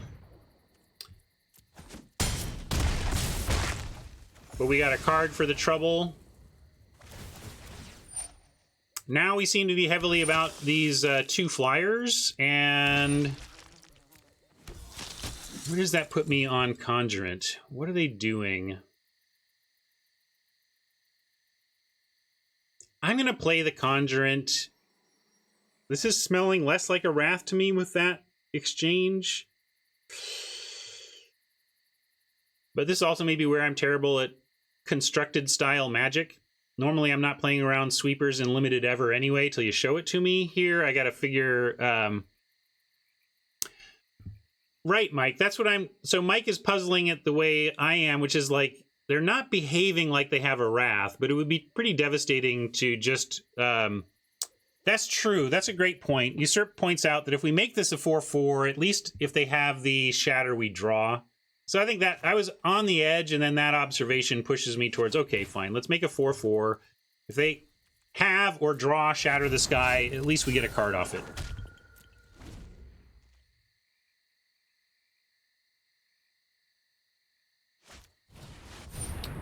Ugh.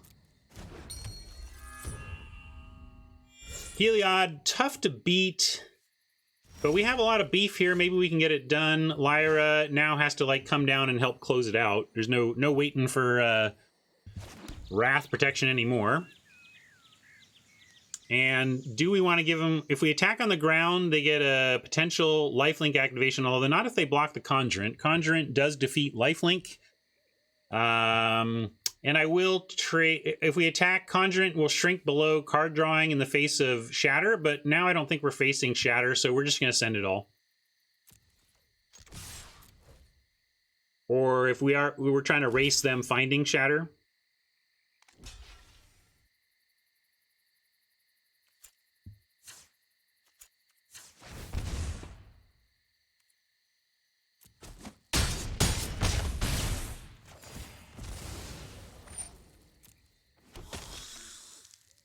And the Crackback with 2 lifelinkers gets 2 free Heliod counters, although they can't activate Heliod to get more. And we still stay pretty big. They get to make a 3/3 lifelinker, which could be oppressive on the ground. It would stop the Conjurant. But if they Crackback, Mike, that's also not bad for us, given our stuff, right? They may have... But they're going for it. All right. Yeah, they make a big wall. And we just leave this stuff back on the ground now and start trying to win in the air only.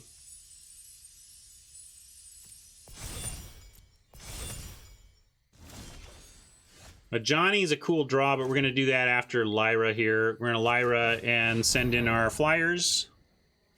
Or try. What you got? Oh, they've got Heliod activation is what they've got.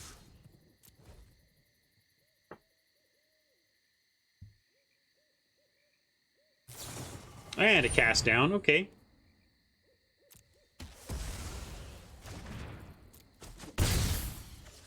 Looking good next turn with a Johnny, though. Ah, no! No Archon! No! No! I really loved how we were doing. Now, Archon is like... But maybe this is enough. Let's see. I can gain 3 life. I can put... Yeah, I just put counters on everything here. I will teach you humility. If I have to light the way, I will. Does Lyra get vigilance? Oh, good. Yes. Does that happen? Oh, creature. It's this. It's the... Hey, look, I didn't read my passive, everybody. What do you know? Yeah, Lyra having vigilance could be the difference in the game here.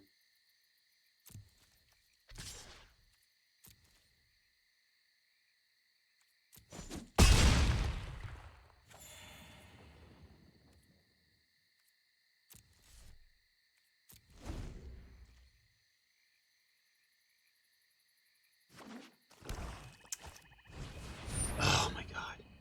We have...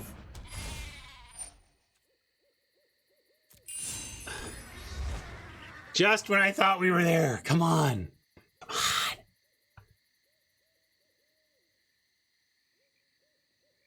Vanguard, I'm not sure I want to give him lifelink triggers. That was my thought on not attacking with the Vanguard, but we can revisit that given this board state here.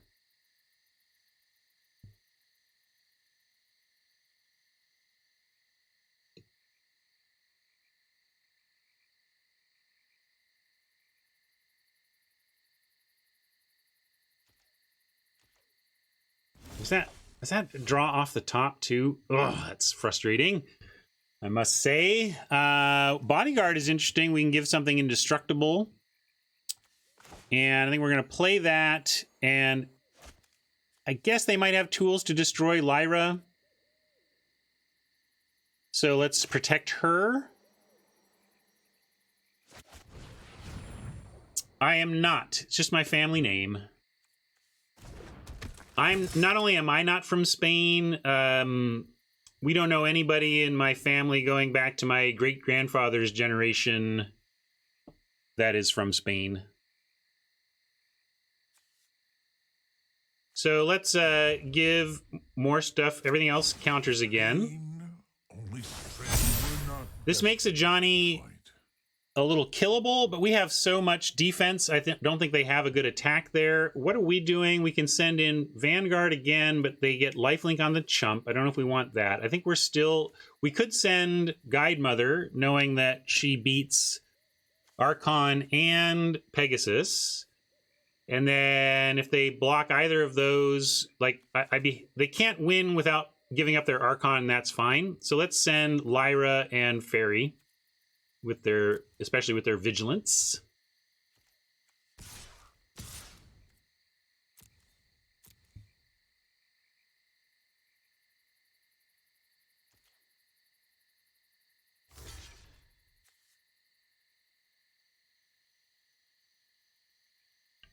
By attacking with both, it's not a forced chump on Lyra. They can chump either because they're at a virtual 9, but we'll see what they want to do.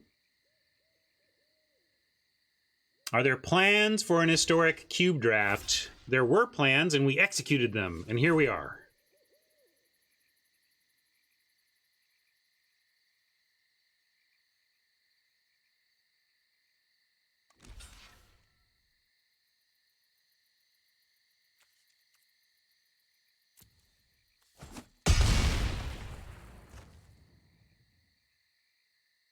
Oh, sure. First strike does make it forced on Lyra. Good call. I didn't see that. Magic is hard. Try proving you know what's going on while streaming on the internet. It's something else, let me tell you. All right, well, holding this land and trying to hold on to this game, knowing that this Archon is going to get bigger and bigger.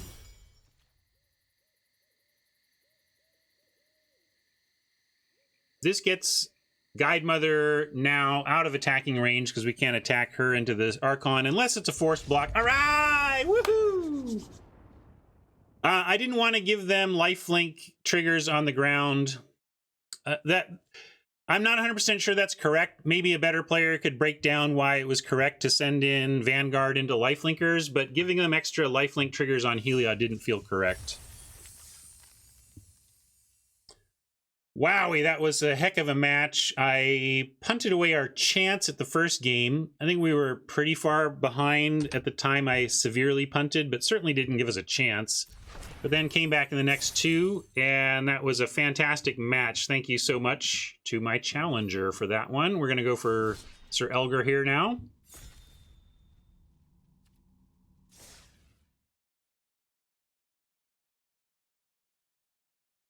Oh, can we go next? I can try. Yeah. Let's see if I can get that canceled. Sorry, Sir Elgar. I might... The challenges seem to expire. So let's try again, Tron. I'll send you one.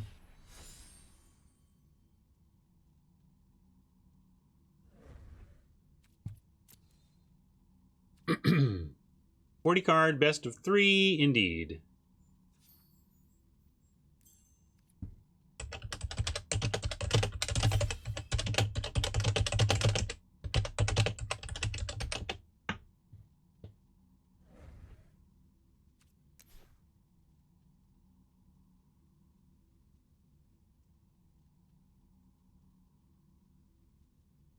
Oh, you played great, Hida. That was an excellent match. Thank you for that. I'm the one who screwed up embarrassingly on stream, not you.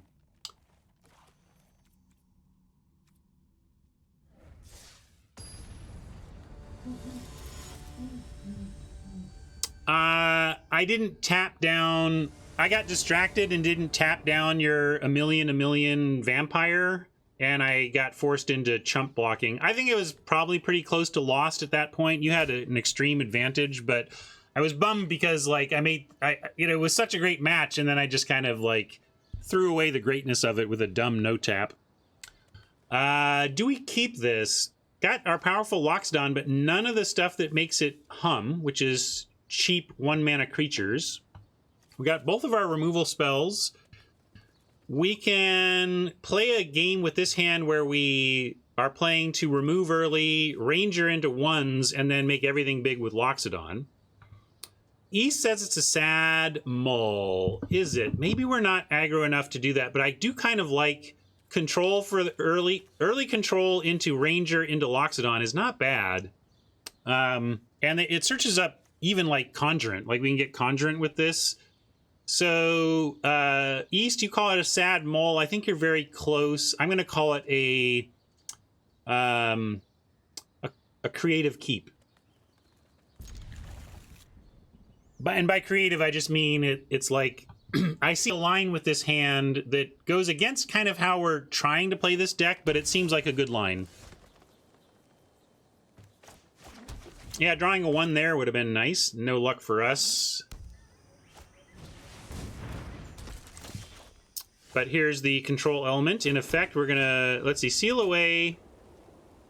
I guess we can wait. Maybe they'll attack. Let's try and get the seal away.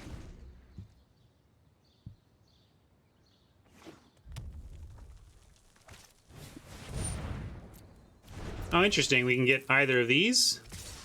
Let's seal away the Phoenix and end the spinner.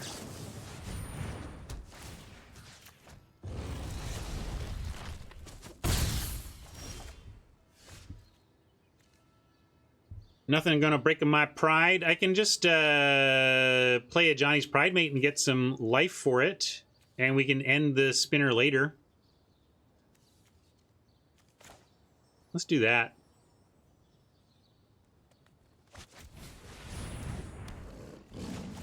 Incidental life gain FTW. I don't know if, and we have a Healer's Hawk we can get with the Ranger. If we got some choices to make with this Ranger coming up. Uh-oh. Probably fights and stuff. No. Looking for creatures. Finding Ravager Worm and Elfame Druid.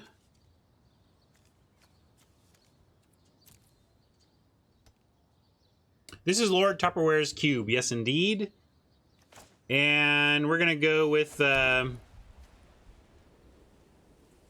Well, let's attack Domri and then Ranger.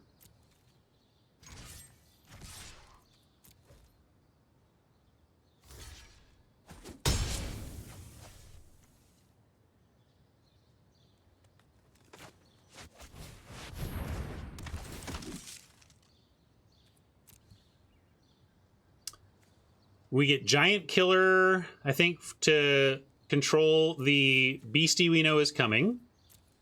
And then what else? We can get Conjurant to just get huge, or we can get Healer's Hawk to continue to support a Johnny. I think we do Healer's Hawk and Killer. That's what I like. Yeah, both tappers is interesting, but, you know, Giant Killer is going to do a lot of work, and Healer's Hawk unchecked in the air is going to make this huge. I assume that at least the deal 4 to everything is in the cube. If you want to check, I can give you the list. This is what we're working with here.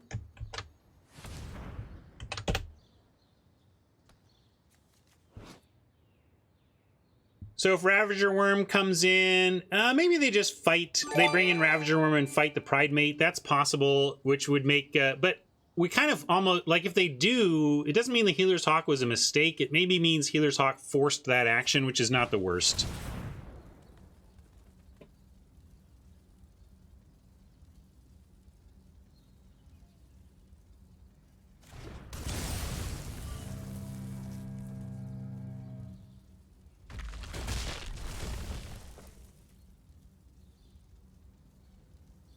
This still results in a pretty sweet spot for us. We drew the Conjurant anyway. That's kind of cool. But we're gonna go kill this, play 2 1/1s, and kill their Planeswalker. That's the pretty simple plan here.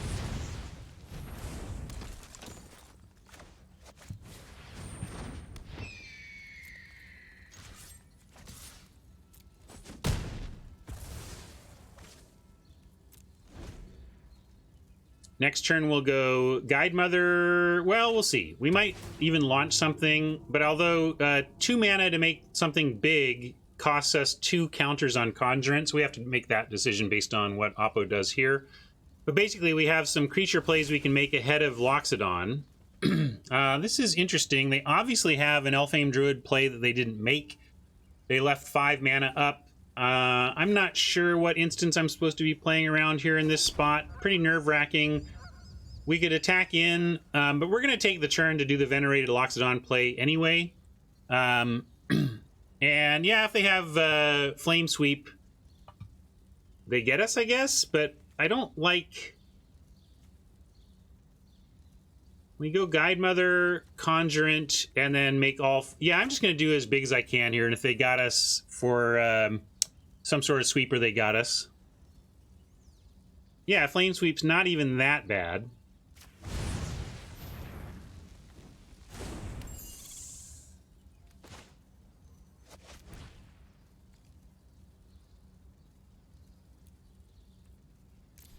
You like Castle Locks? I like Conjurant for 5, make everything huge. See what they got.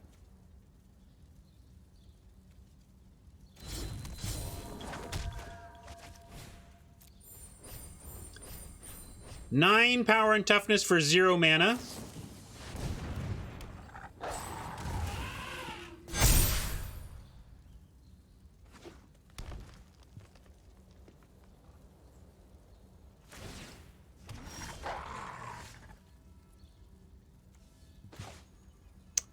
And we'll mobilize District, Baffling End, and probably just crack. Like, we can go... gotta get... I don't like using this on a token, but I want to get aggressive here with everything we have that's got at least 4 power on the ground. Which is everything, right? We just crack. Except this, and then we leave the killer back, and we can tap the ambusher if they don't trade here. We can even tap it now, I suppose. Yeah, it's worth it. I'll just go full control and tap it. I was going to start doing that at the end of their turn and just make offers here, but I suppose it's so much damage we should just do it that way. I'm thinking about board control instead of winning the game again.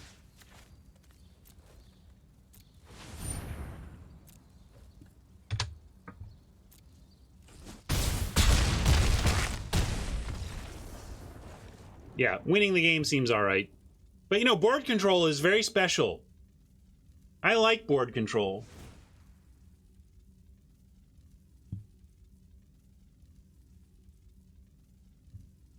What do you know? You put down 9 power for 0 mana, and it does a lot of work. All right, let's check for bounty targets. We saw Ambusher. We can't get that, and no other bounty targets here, so we're not going to bring in bounty. Was there anything else in the realm? I mean, if they were more control-y, I might want Dawn of Hope, but this looks like to be you know, we're brawling with Gruul here. We don't need Dawn of Hope. We need to get in underneath. I'm just gonna run it back.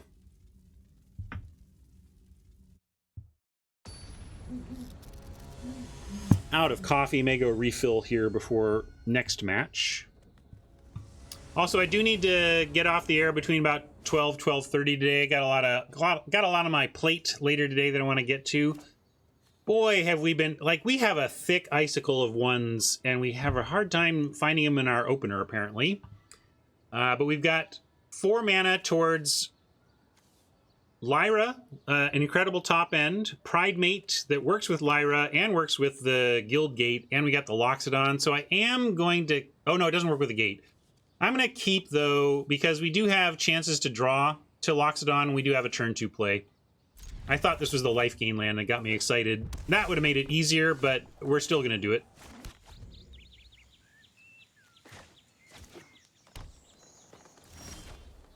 Vanguard is interesting, and it hits harder than Pride Mate, and we don't have the lifelink yet, so I'm going to go Vanguard. Also, we can survive burn. If we were mono-red, I'd be nervous. Like, I used to play a lot of mono-red when... well, I play a lot of mono-red. And when Vanguard was popular in Standard, the number of times people would pay 4 life to save their Adonto Vanguard when I shocked it was incredible. And so here we are in this spot. If they are hyper aggro and are just going to kill this again, then we should just let this happen. But with Loxodon, we want every creature we can get to try and convoke this out to good effect. So we are going to pay 4. And even though damage can't be prevented, Vanguard gives indestructible. So it doesn't matter the damage. I'm not preventing damage with this ability. But they can keep targeting this with burn, and we have to keep making this 4 mana or 4 life decision. But in this case, with Loxodon and with a life gain creature at our top end ready to cast at 5, I was okay to pay that life. History Benalia is a really lucky draw for us, to be honest. It's going to give us 2 additional creatures for the Loxodon, and we get to drop Pride Mate, a land, and again pay 1 mana next turn to put 8 points of power and toughness on the battlefield. I like 9 for free as opposed to 8 for 1, but we'll take 8 for 1 mana.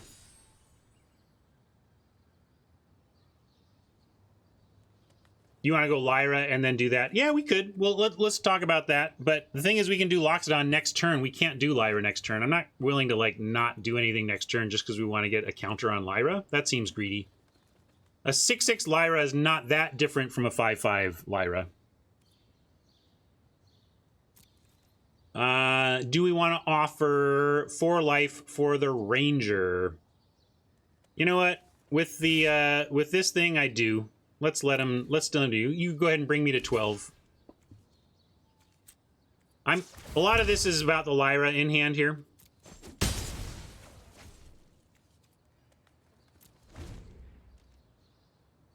Life is indeed a resource, and hopefully we can get some more of that resource. If not, I may be playing it a little close here.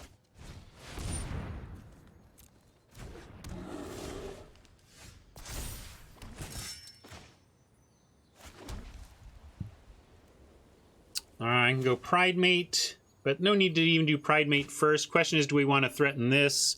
I would go to 8 and take this terror off the board. So, but if we do that, I can't Vanguard tap with Loxodon, so I'm not even going to do that. We're just going to do this.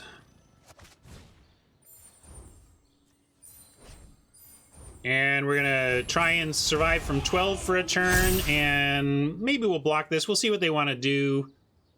This can set up some pretty powerful turns, so let's see what they come up with on the next turn.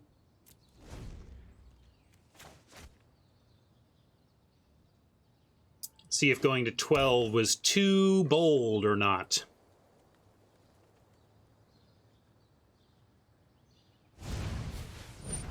Bone Crusher is, I think, pretty good for us. What does it say? Let's say, take 2 less to cast, attacks. Yeah, it's not like it gives anything haste or anything here. So, unless they have natural hasties, it's not going to be a huge risk to us here.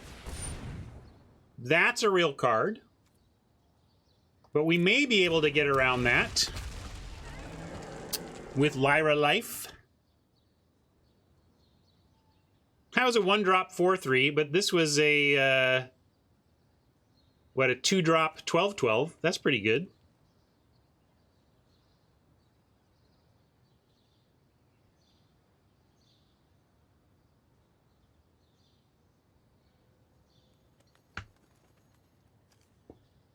$12/12 trample, no less.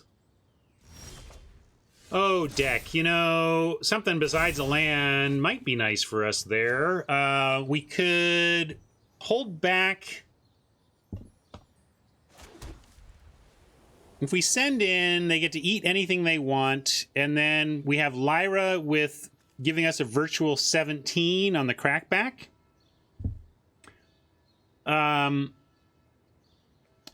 And I'm seriously thinking of just suiciding one of our creatures into the 12/12 to get extra damage in here. In that case, they probably eat a 5/4. And they have 23 trample on board. 12, 3 more. You can see how. Oh, because they gain it. Yeah, I should read cards, right? So, +1, +1. 12, 13, 14, 15, 16, 17, 18, 19, 20, 22, 23. So then we have to just play Lyra and hold it all back. Okay.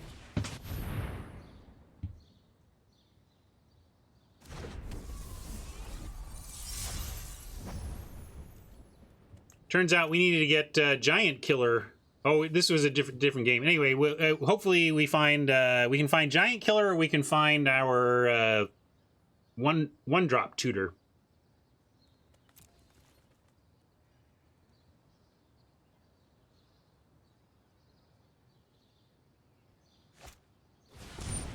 Woof. That might just do it. We really needed that lifelink.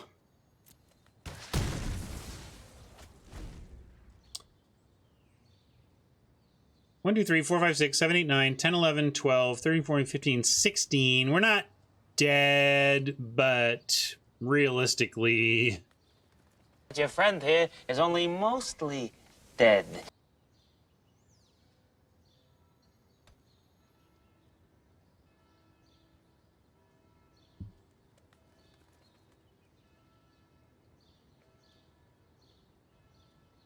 Five with, like, no board either is the problem. Although we can let some stuff survive. The 3/3s can actually... Well, no, they can't, because they're going to become 5/4s, right? Rough. We can put 2 3/3s on one 5/4, and a 3/3 and a 4/4 on the other 5/4, and then take the 12. So they're not attacking with terror. So we could just try and take out the Galta here.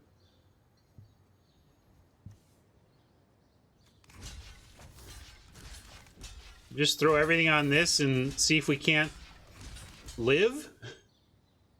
I kind of just like this. Yeah, I know, but we can't. I'm just going to do this. See if we can somehow find a way.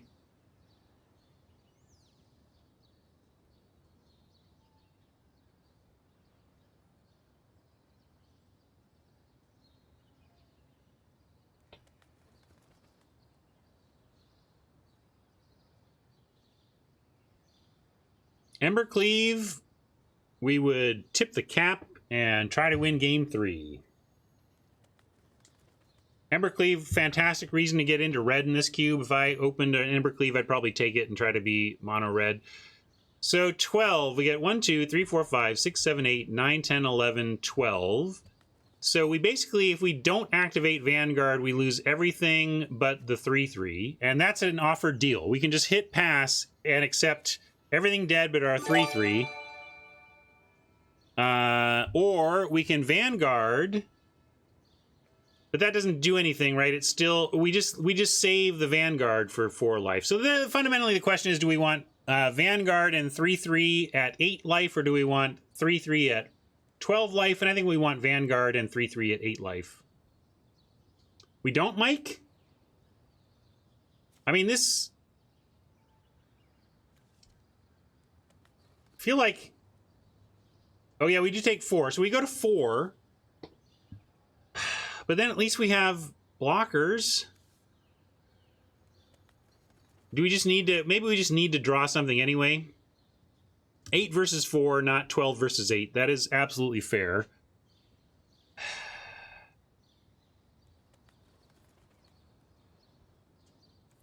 All right. Okay, let's just... We'll just accept the trade as is. And know that we need to draw like a... the Giant Killer. Giant Killer would be perfect.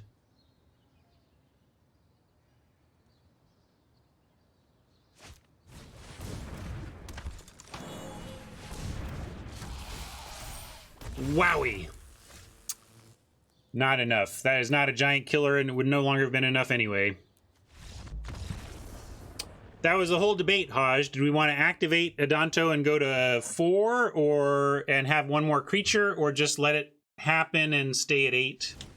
And then the trample was something to consider there. If we had gone to 4, I don't think there was a draw we had that would have survived the trample we were facing the turn after. Although I guess the draw, again, was, if we found the Giant Killer. 1-1 in the match, indeed. We are 1-1. And I don't think I see anything else I want to do other than maybe... Silver Flame is a little bit interesting since we're kind of racy. This does the untap thing, and we could maybe surprise him. I kind of want to play the Silver Flame and cut something... Maybe even like a Hunted Witness. Yeah, Bounty is interesting. Bounty gets Goreclaw. It gets, what else do we see? It gets Galta, but that's it. Although that might be enough. That might be enough to at least swap it for the Pridemate. And I still would like to cut something for the creature. Maybe we cut even the Bugler. It's pretty good, though. It's effectively a 2-for-1. I do want to try this Squire, though, kind of in this slot. We could take out the... Yeah, maybe I just have to give it up, though. I'm going to try cutting the Hunted Witness for the Squire. Hunted Witness is my least favorite of the 1/1s we have, and it's at its best against sweepers and stuff. And where it can block 1 toughness, and I don't see that here, so I'm going to try this.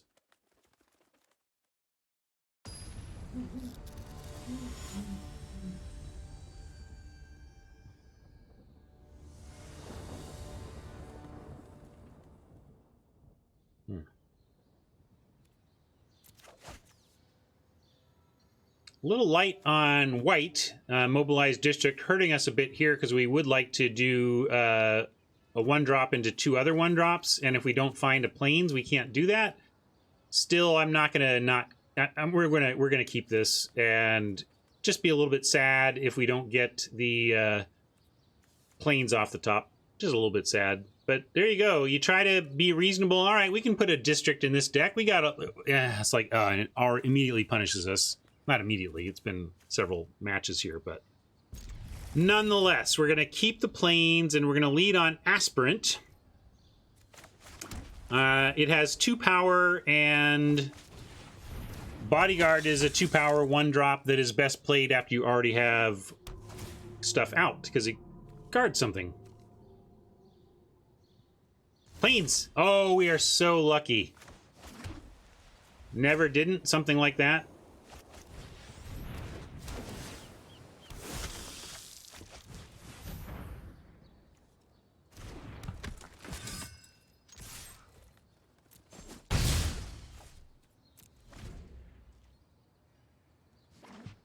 How do I recommend advancing the game for the free-to-play newbie? If you're truly new to Magic, that's a whole different question, but if you're just new to Arena, I'm going to send you to my YouTube channel. There's a bunch of different playlists on that channel. One of them is called Going Optimal on MTG Arena, and it's full of videos, rants, advice, and everything on just that topic. Well, I'm suspicious. They're showing bunch of mana, so I'm not expecting to flip the landing this turn, but let's play the mobilized district so we can attack with it next turn, and we'll play a bugler after combat.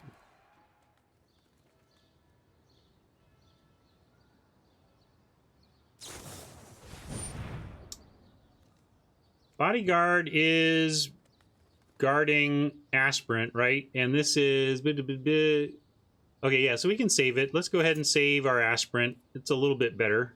It flies eventually.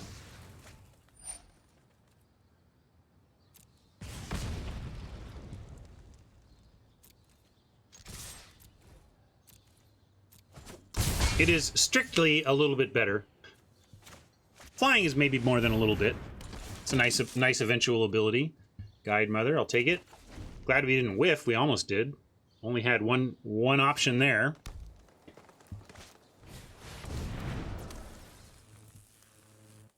All right, they're gonna maybe leave Phoenix back on D, and we're gonna punish them for that. Oh wow, wowie, wow, wow, wow. Let's just do this. I was gonna go Ardent Veil Tactician, tap this, and then Guide Mother, but it's even better than that. We get to tap it.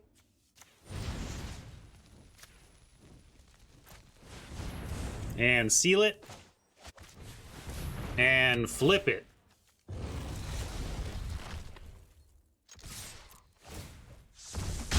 We can't swing with the district. Well, here you go. Here's how we swing with it. There you go. There's your answer, Mike. I didn't actually think about it. But anyway, just like when you have a creature land, I just want my heuristic again. Get your creature land down as soon as you can so that it's not summoning sick. And in fact, we get to, well... Yeah, I think it's actually worth more to us right now to Guide Mother than to wait to... Because we have a Danto to activate now. If we have spare mana, we want to activate a Danto, not fly something.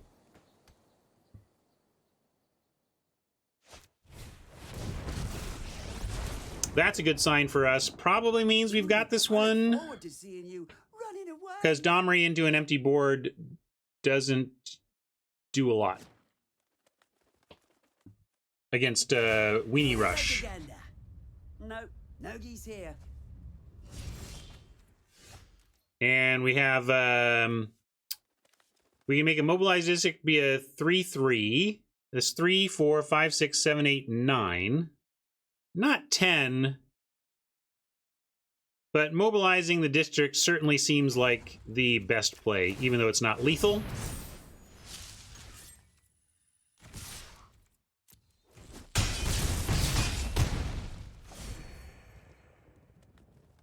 They need a sweeper, and then we just activate the district again anyway. No, I like this. I mean, it save, like, if they have some sort of sweeper, that play gives us a follow-up creature post-sweeper, and it gives us a follow-up attack for the win post-sweeper anyway.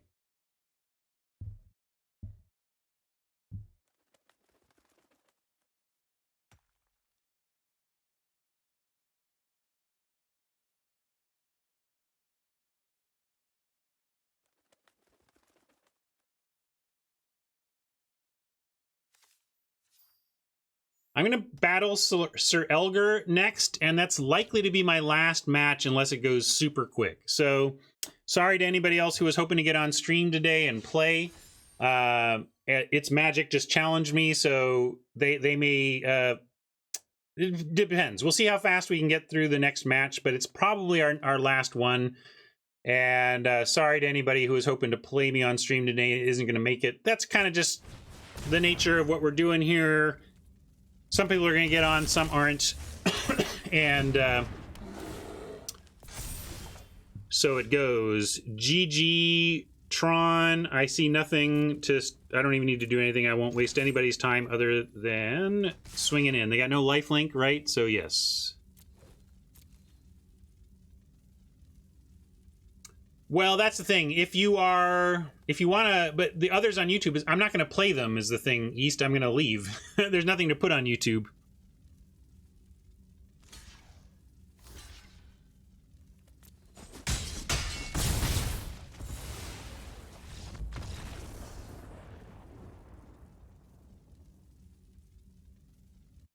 All right, I'm still 2-0 against chat today, but they've been great matches, great opponents with great decks, and a lot of fun. Fun matches so far. Good cube tup.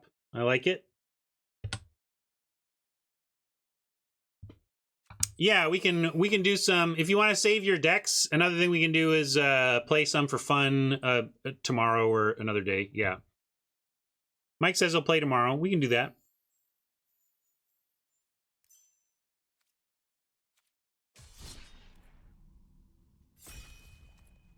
Maybe I'll destroy or get destroyed so quickly here there will be more time. We'll find out.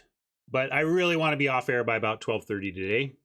My time, which is an hour and 10 minutes. So maybe we'll have time for 2. We'll see.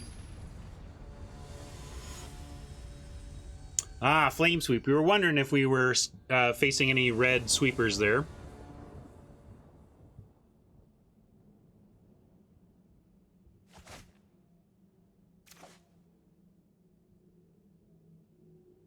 All right, I like it. I wouldn't mind another 1-drop. But Bodyguard into Thalia against blue especially, probably good news. There's aggro tempo-based blue in the cube for sure. But if this is a control blue and we drop a Thalia on 2 and it resolves, that's going to be great for us. We could try Stalwart, but we're definitely going to see if we can get this resolved.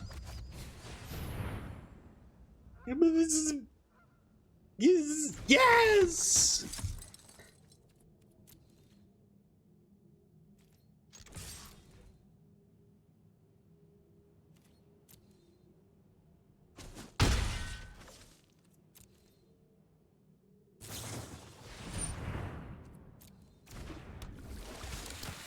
We got Baffling End and Seal Away for Oppo's Cutthroat. Unlikely to attack into our first strike, though, here, so Seal Away not going to get it done. District gives us a 3rd land for the turn, which is great. Thalia does affect us, so our removal is a little more expensive, and Tactician is as well. They are on 3. They could do a lot of stuff here. Hey, Fool. Don't want to do Loxodon yet when we can go Stalwart and get a bunch of different stuff bigger. Although we could just Loxodon now. See if they have it. Any counterspell is going to cost 4. Or a 3, you know, it costs 1 more. So a 3-mana counterspell would cost 4 and can't be played. But there are some 2-mana counterspells. Loxodon here or Stalwart. I'm going to play Stalwart.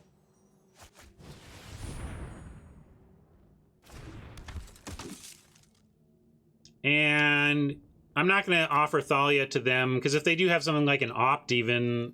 Well, I guess if they have an Opt... Man, they can't really cast 2 things, right? Opt costs 2, and then anything else would cost another 1, and Thalia still gets it. So yeah, we can do Thalia. We can attack with Thalia. Well, I know about the first strike. I was thinking they might be able to make it a 4/3 with a couple of spells, but they don't have... Unless they're creatures. That's... So they could play like an Opt and a creature and eat Thalia. Is that worth it? Is it worth the risk, given that we're going to go off pretty well here with Loxodon and that it's doing work right now? It's pretty unlikely that they have specifically that, but there are a bunch of there's a Spectral Sailor. I guess Spectral Sailor is the thing, right? Like Spectral Sailor and Opt is the combo. It has to be like just that too, though. That seems pretty unlikely.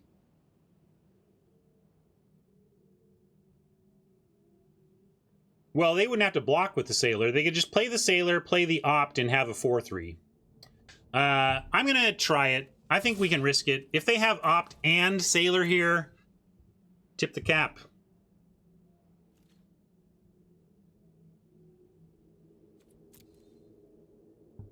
We'll try Mama, but it's probably a cappella.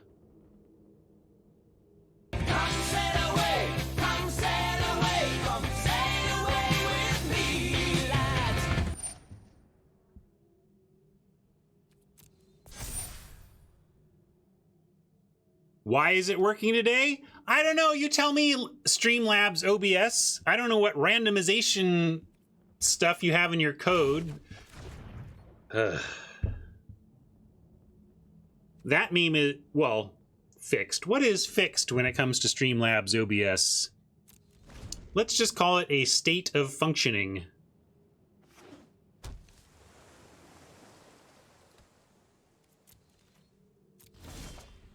All right, well, now they got the tools to counter. I'm kind of expecting counter magic here. Eventually we get to Baffling End, the Cutthroat. I'm not too worried about that. Let's just give them the Thalia. Or we go Hawk, offer the Hawk, and then do Tactician on their turn. I'm going to do that. Let's do Hawk. If they want Hawk, they can have it.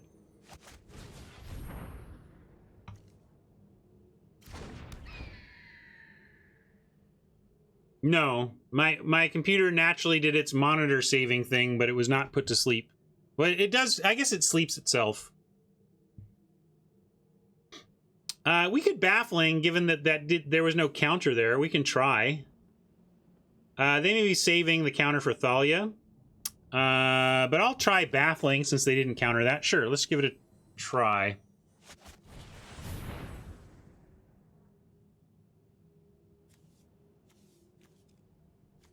And we have Thalia into Loxodon next turn if they don't have counters.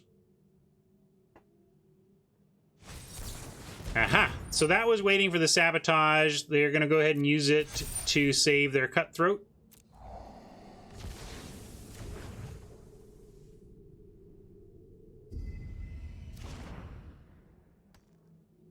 Yeah, there was no restart. Believe me. Yeah. Watch the Streamlabs rant. You'll see how I feel. So next turn, we can go to Loxodon. We can use Tactician to tap down anything so that Stalwart can get a counter on Healer's Hawk. Then Loxodon turns Healer's Hawk into a 3/3 after that. That's pretty good.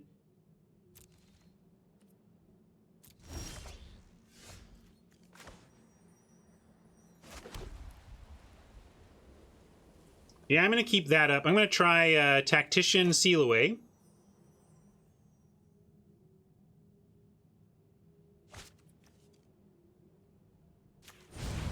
Is Mana Drain a fair card? No, it's pretty busted.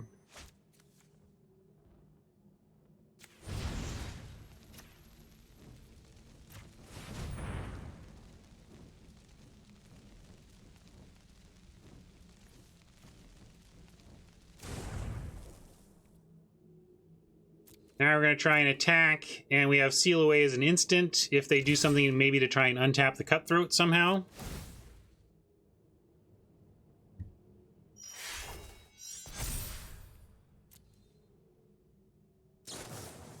Riptide Turtle, not the worst, and that gives us a pretty clean Seal Away, but we can let all combat happen here before we bother.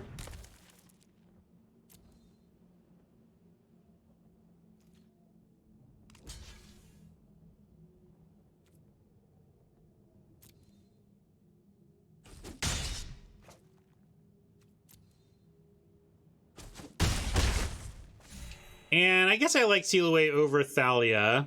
They're about to get enough mana that Thalia's tax is not really that oppressive.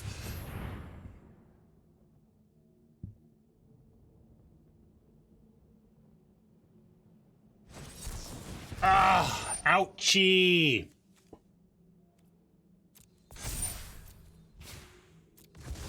Well, that's rough. I thought between 2 removal spells we'd be able to get the Cutthroat. Now the Cutthroat might get us. We're kind of out of tricks for it, except flying over it now. But flying over it with a 3/3 lifelinker might be enough. Not oppression.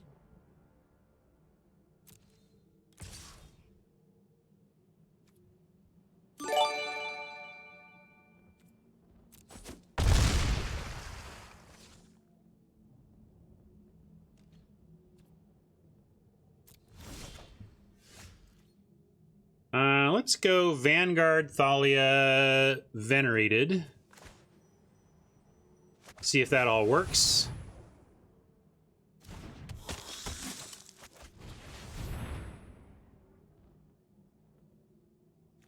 Another counter.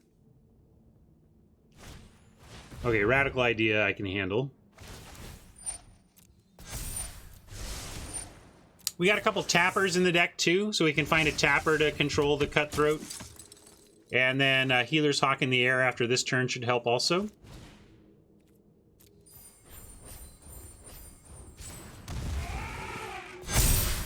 Hey Breed, thanks for hanging. Glad you could make it.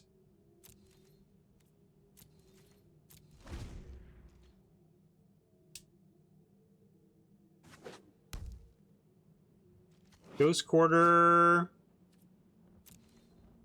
Got a couple targets on our side, but we get a planes if they go for it, and those special activations on those lands aren't, like, vital to what we're doing here.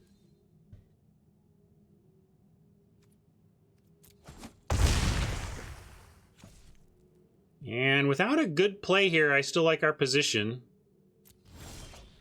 That's not the best draw we've ever had. What do we got on attacks? We've got a couple of no biggie blockers. I guess they can instant another servo, possibly 2 servos, so we could be facing like 3 servos, but the only thing they get for that is like the bodyguard. That's all good. So the other thing we can do is activate District, but I want to get Tactician down before we start activating District.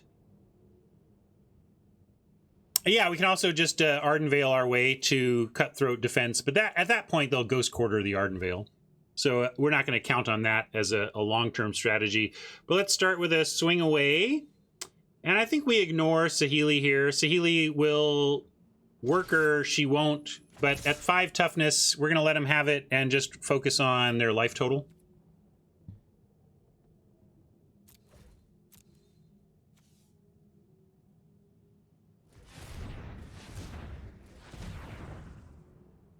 Yeah, hopefully there's just Radical Idea pitching a land.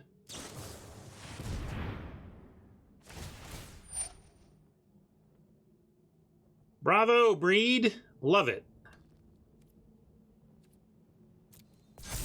Feels good, huh?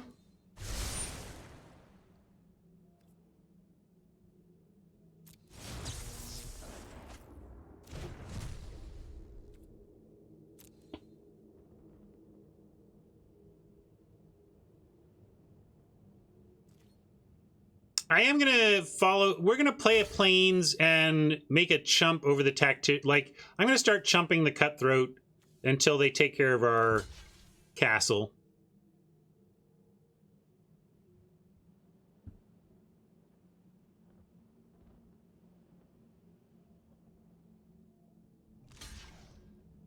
So, Radar, we are going to use your plan until they Ghost Quarter us. I think we're done with Theros, although I might, if people want to do a human draft with Theros, but I think I'm done drafting Theros bots on stream. I would do a human draft with viewers, if that's what the people wanted.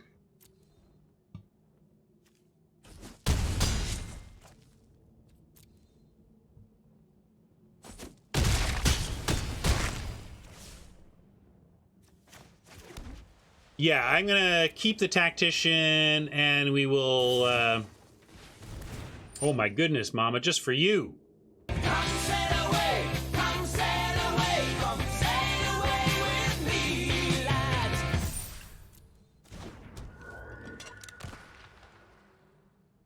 Yeah, it worked once before today, as I was joking.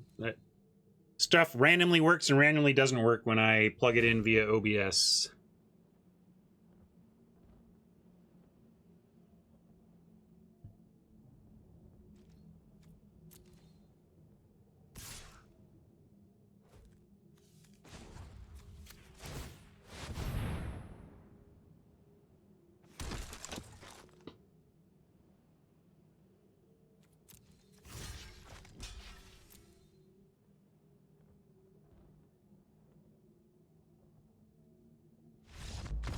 Oh, what I want to do there. So here's what we're gonna do tomorrow, if I can figure it out.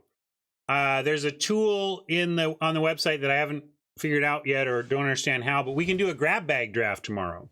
So we can take, we can come up with any 24 pack combination of packs on Arena and do a grab bagger.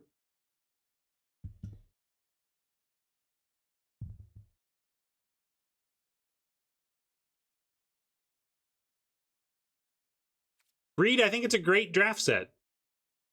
I love that it's your introductory draft set because it's a good one. Oh, the cards within the packs get mixed. Anyway, let's figure out what we're bringing in. Not seeing anything for the bounty agent, so we're not going to do that. We're just trying to get under aggro blue artifacts here, so let's look to continue doing that. Don't have any artifact destruction.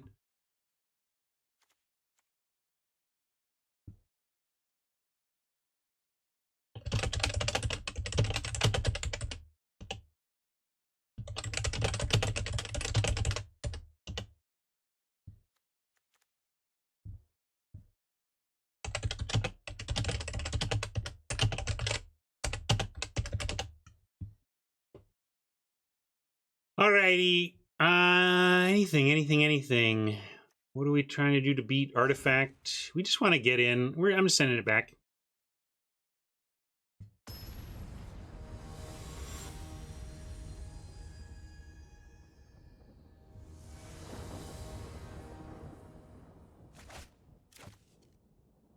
Well, Queen, I say work on your cubing skills when there's nothing on the line.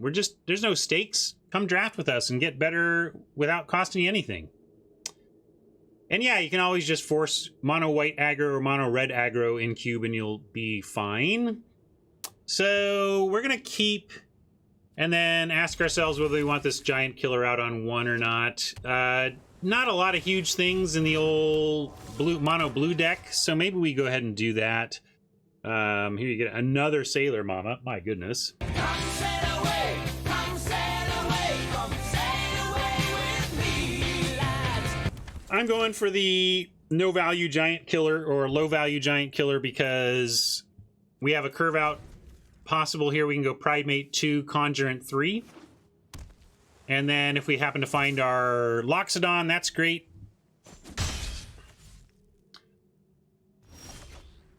A Johnny will be fine if we can find our green.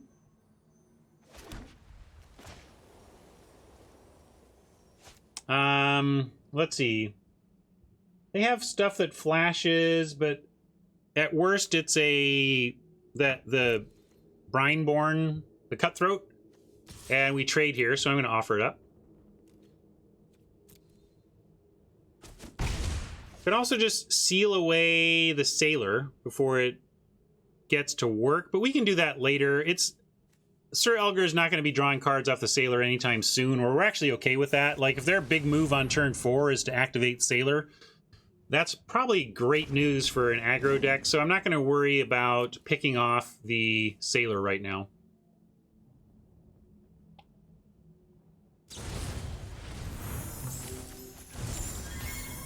It was not Brineborn, it was Borrower.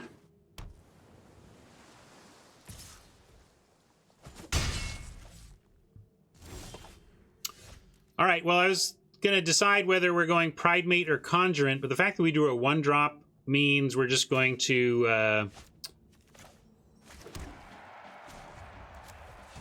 go Pridemate into Enforcer instead. And they can counter that. This is not even a big deal to us. I'd rather have the Enforcer, so I kind of like that this might get countered. I say go for it. I would rather resolve the Enforcer.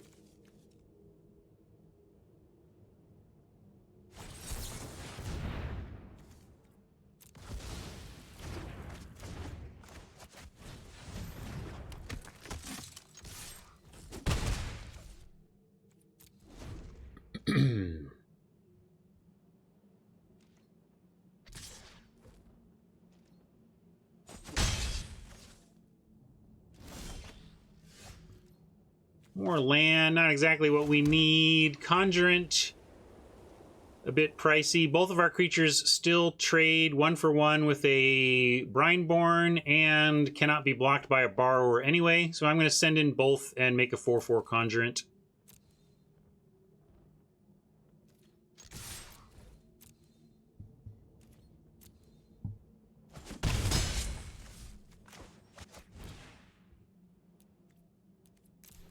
Next turn, we can activate the district and attack. Find green, we could play a Johnny. Maybe we seal something away, but the most likely is actually that we like seal something away and use our tappers to get the Conjurant through.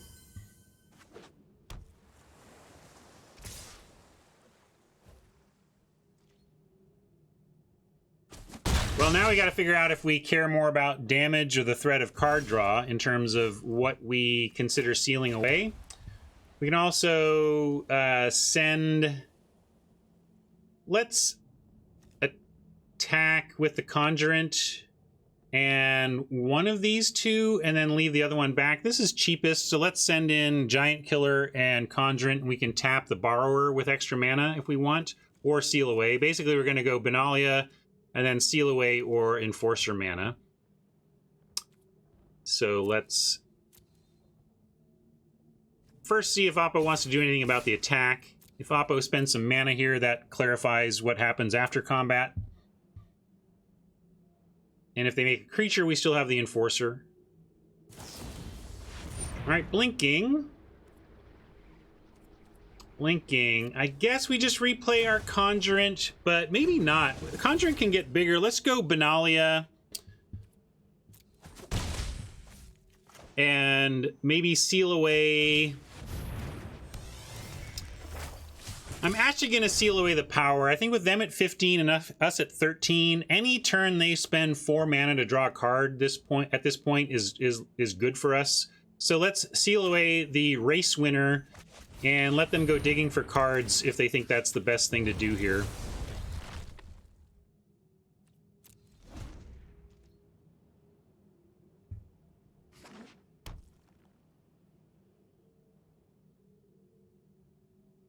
Quarter might come for our district. Again, not the absolute worst. We can fade that.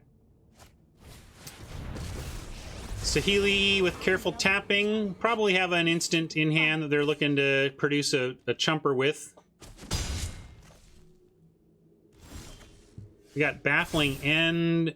Target creature. No, we can baffle the Sailor here, but might just want to make a huge Conjurant. Might just want to attack with a 3/3. Let's wait on this. We can attack with a 3/3 after we've deployed our hand. And we don't need Baffling End now either. And I'm wondering how much we, again, care about Saheeli. I think we probably don't care too much about Saheeli. And I'm going to leave the Law Rune back to tap again. And we're going to go for face.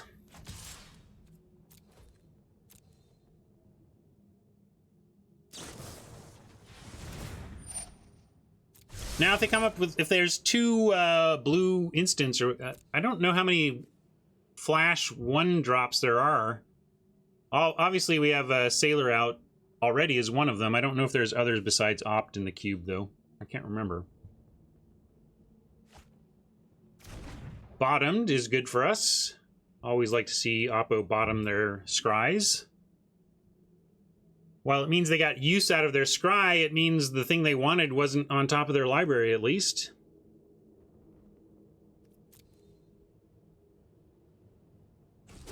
That's what I was asking for. I couldn't come up with anything, Mike. What besides Sailor is in the cube for a single blue mana flash instant? In this case, We could Baffling End, but Syncopate doesn't even get us now, so I'm just going to max out this Conjurant. Again, if they want to use 4 mana on the Sailor, I think that's great for us. And then next turn, we get 2 4-power attackers, a 5-power attacker, and 2 tappers. Like, we're threatening lethal next turn if all they do is present blockers.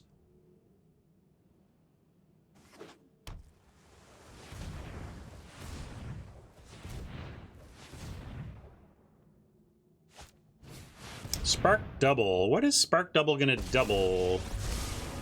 You've never seen anything like this. Is double Saheeli? Maybe that makes enough chumpers off of a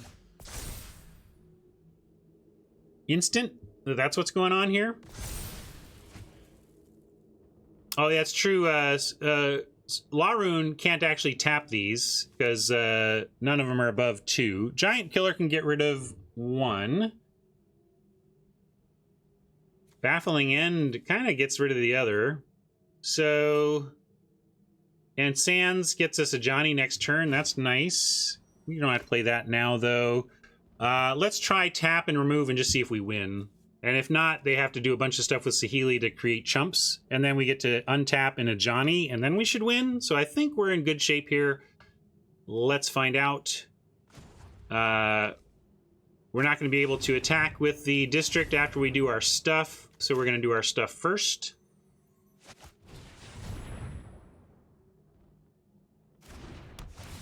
Just baffle the Sailor.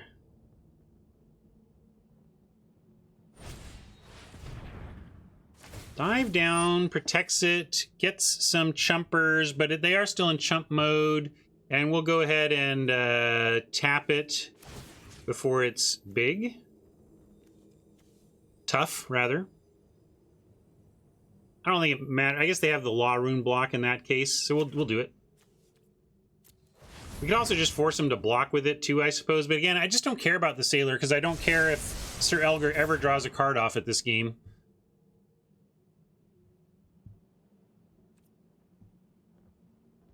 What's up, Carpe? Did I screw up? I don't know. I still feel like my line's okay.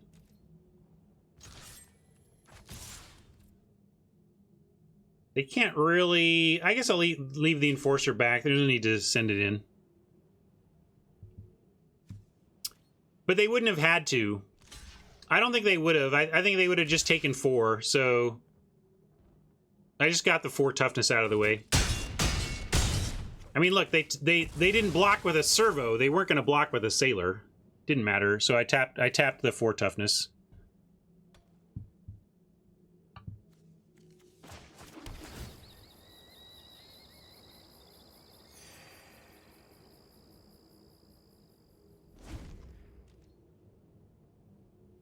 I mean, we could have given him a chance to make a mistake, I suppose. 4 didn't really matter in the combat math there. 1-4, 1-1, not that different, actually. I think Murmuring Mystic is going to be too late unless this is...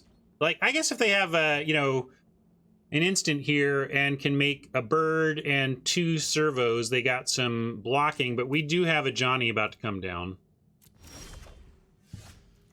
And we can even do this, and then a Johnny. Yeah, we can tap. Oh, actually, we should keep that in mind. Maybe I just want to tap stuff and win, and I'm doing my board control thing again. Let's see what we got here. We got Giant Killer on one of these. We got, well, we can just enforce tap here, attack with everything. And this becomes a must chump. They can let some of this through. Well, since it's not lethal, I like tapping one thing and playing a Johnny. Oh, yeah, maybe I screwed that up. Yeah, you're right.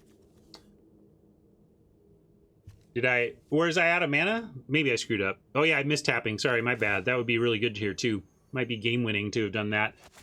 But we are still in a good spot. We get a Healer's Hawk out, we get a Johnny out, and we still get a tap.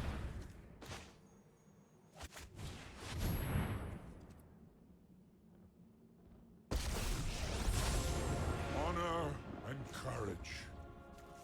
Another scar, another memory. I have to light the way. And now, I don't even know if tapping is... I guess tapping is worth more damage. Yeah, sure. We tap... tap the Mystic.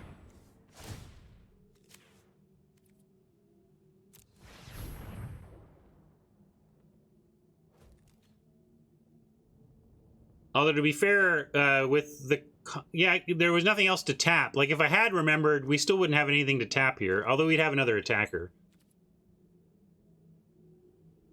Oh, that's fair too. I forgot the vigilance on Johnny. I am getting sloppy here at the end game of this one. I hope it doesn't cost us, but I think we have a pretty crushing board situation.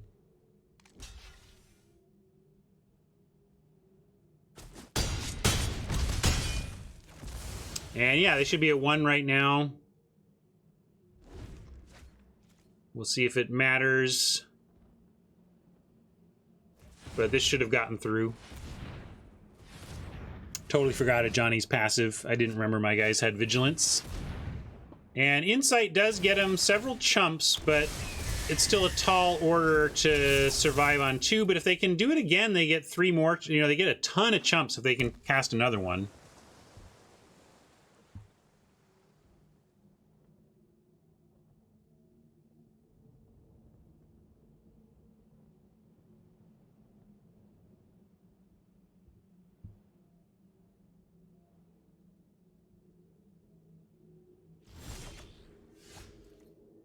And now between a Johnny getting everything bigger. Yeah, as I say, I can't see how they win here if we minus a Johnny. I don't know if Rebuke is in, but it would be a reasonable inclusion. All right. Another one bites the dust. Good game, Sir Elgar. And that should give us time for another match. So I'm going to go ahead and take on... Well, there's Oloran, which is Mike. And it looks like the other challenge is gone. So yes, let's finish off against Mike today.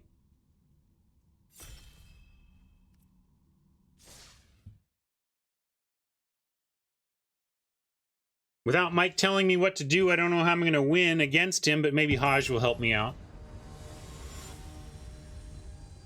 No, it went to 2. I got Elgar in 2.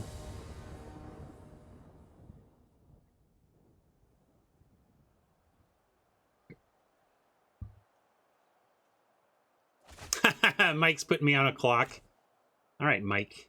I got you.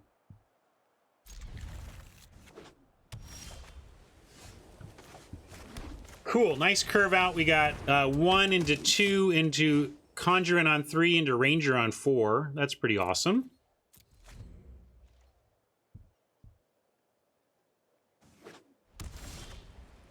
A Bugler would be a great draw because then we could do a Bugler on 3 instead of Conjurant. Would love a 3-drop to do instead of Conjurant here.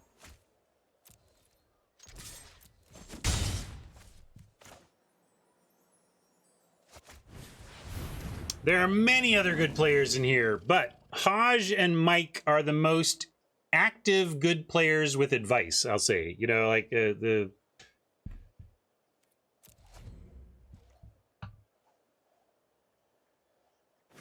Yeah, Benalia, as long as we're wishing. Benalia would have been great. We're going to go ahead and Conjurant, but Benalia would have been a lovely draw.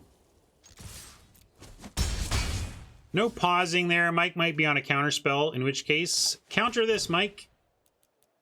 Blue-white also probably means control. I mean, we can talk about whether or not we should even put another creature into this board, but we know he doesn't have Shatter this guy, and I'm not sure there's another 4-mana one, and Ranger is a great recovery plan, so we're not going to deploy Ranger into a possible Wrath, but I am going to go ahead and play this Conjurant, because I don't think we can get swept next turn with these colors.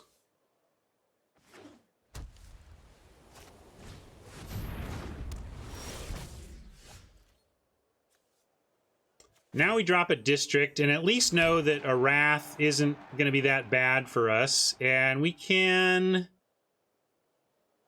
tap and get in, or we can Ranger and get fodder. Let's just tap and get in.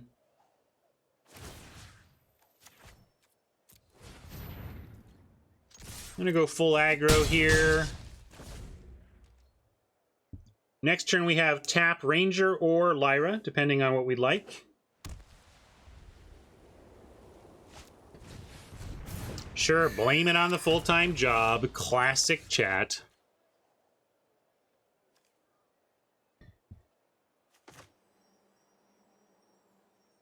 Well, I like the sticking with the plan. I don't like this 4 white. I'm not sure what Mike is up to here. Maybe he's just choked on blue though. We could just drop Lyra and make him have it from here. But at 11, I just really want to keep going, especially when we can drop a Vanguard or even a Ranger after. So I'm going to tap and attack into the 4 open mana. Somewhat scared, but into it.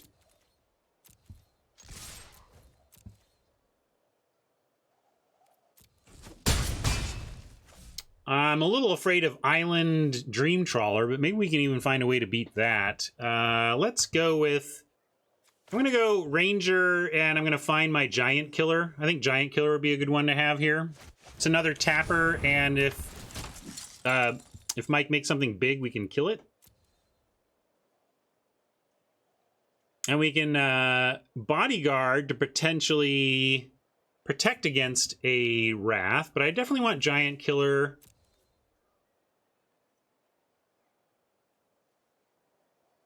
And yeah, I like Bodyguard. Let's like Bodyguard Lyra or something, and then how do we lose, right? Well, it's blue-white. They can do a lot of things besides destroy stuff.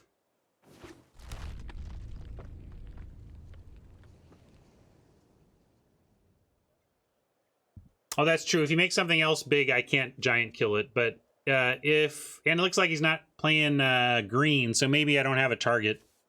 Fair enough.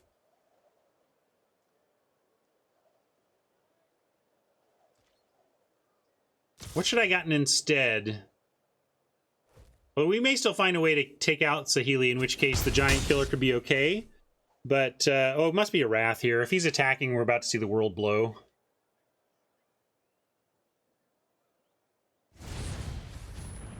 No, just basically effectively Vigilance instead. Or still blow up the world.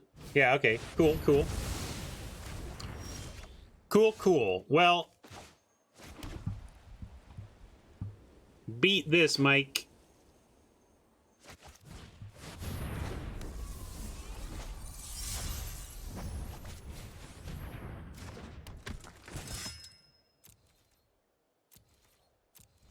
I think we recovered nicely from the Wrath there.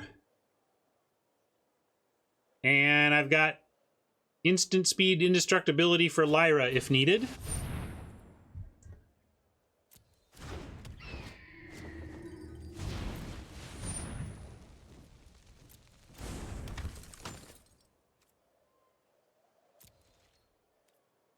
And if we find anything in tap Teshar, we could come close to winning here, but not quite. District. We can certainly force a bunch of blocks, but we kind of do that anyway. So I could activate District, but then to what end? They block. Mike blocks here, blocks District here. We lose our land. We get him to 2. Lyra's still around. Maybe that's good enough. I'm gonna play the plains. Yeah, I'm just going to attack here. It's even cheaper because of Lyra.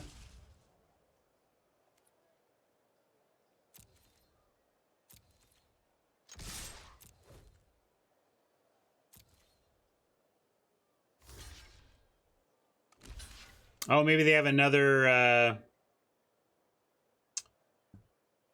sweeper. So if Mike's going to do it this way, then I am going to probably hold back again. Or I'll put a Hunted Witness. Because then if they sweep, Hunted Witness dies into a lethal threat. And actually Vanguard can activate to Indestructible too, so might as well. I can read. Shut up, chat, I can read. I'm 3-0 or something like that. I'm real good at sometimes reading my cards.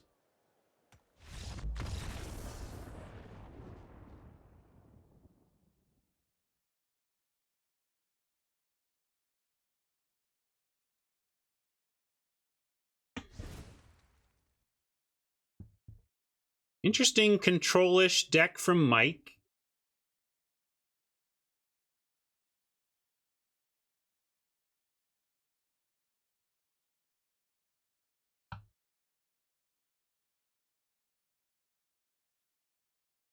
MTGA draft.hiroku here.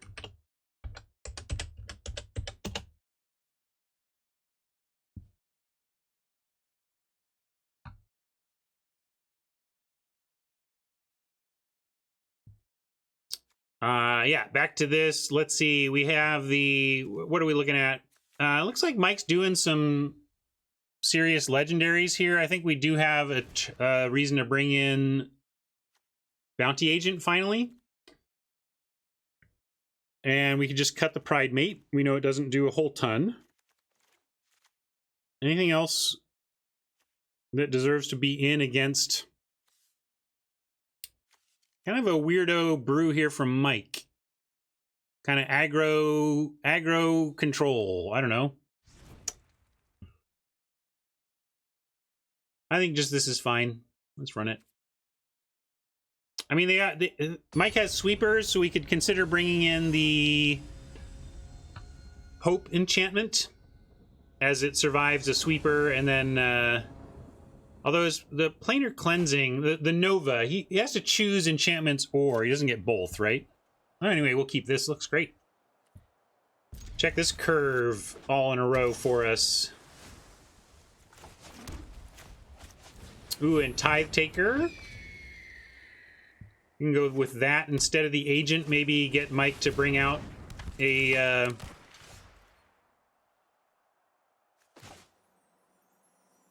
something that we can get with Bounty Agent. Just offer Hawk for the Marauder. Yeah, I think so. We got a lot of action here. You're gonna have to go to that link and read, Red. We're not gonna read for you. We'll give you a link, but go read. The site has all sorts of instructions, but the TLDR, if you don't want to read, is you make a session ID, people put in the session ID, you gather 8 players, you choose your format, you draft, and you export the cards to Arena. There's your TLDR. Now, let's go Tithe Taker.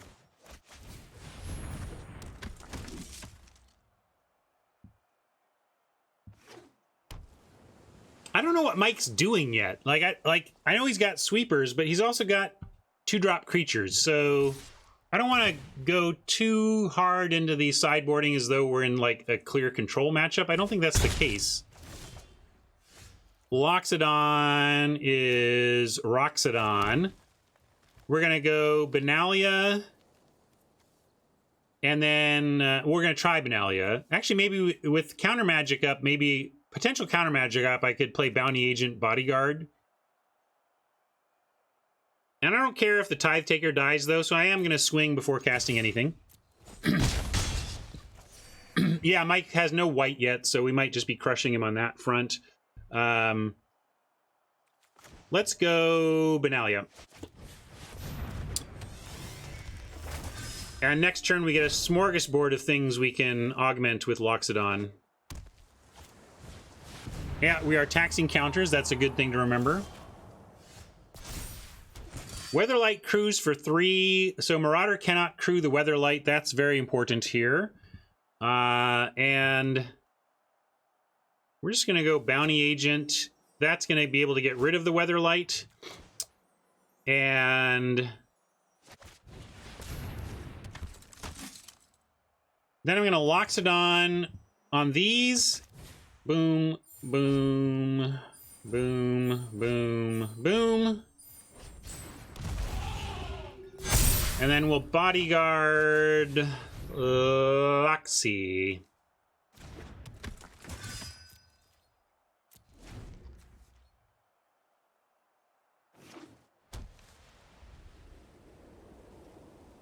Mike found white. What can he do with it?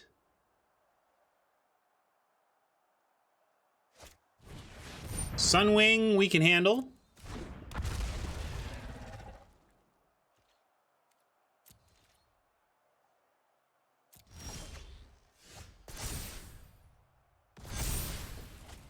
Let's see. If we banner, we can agent. So let's go ahead and banner for white.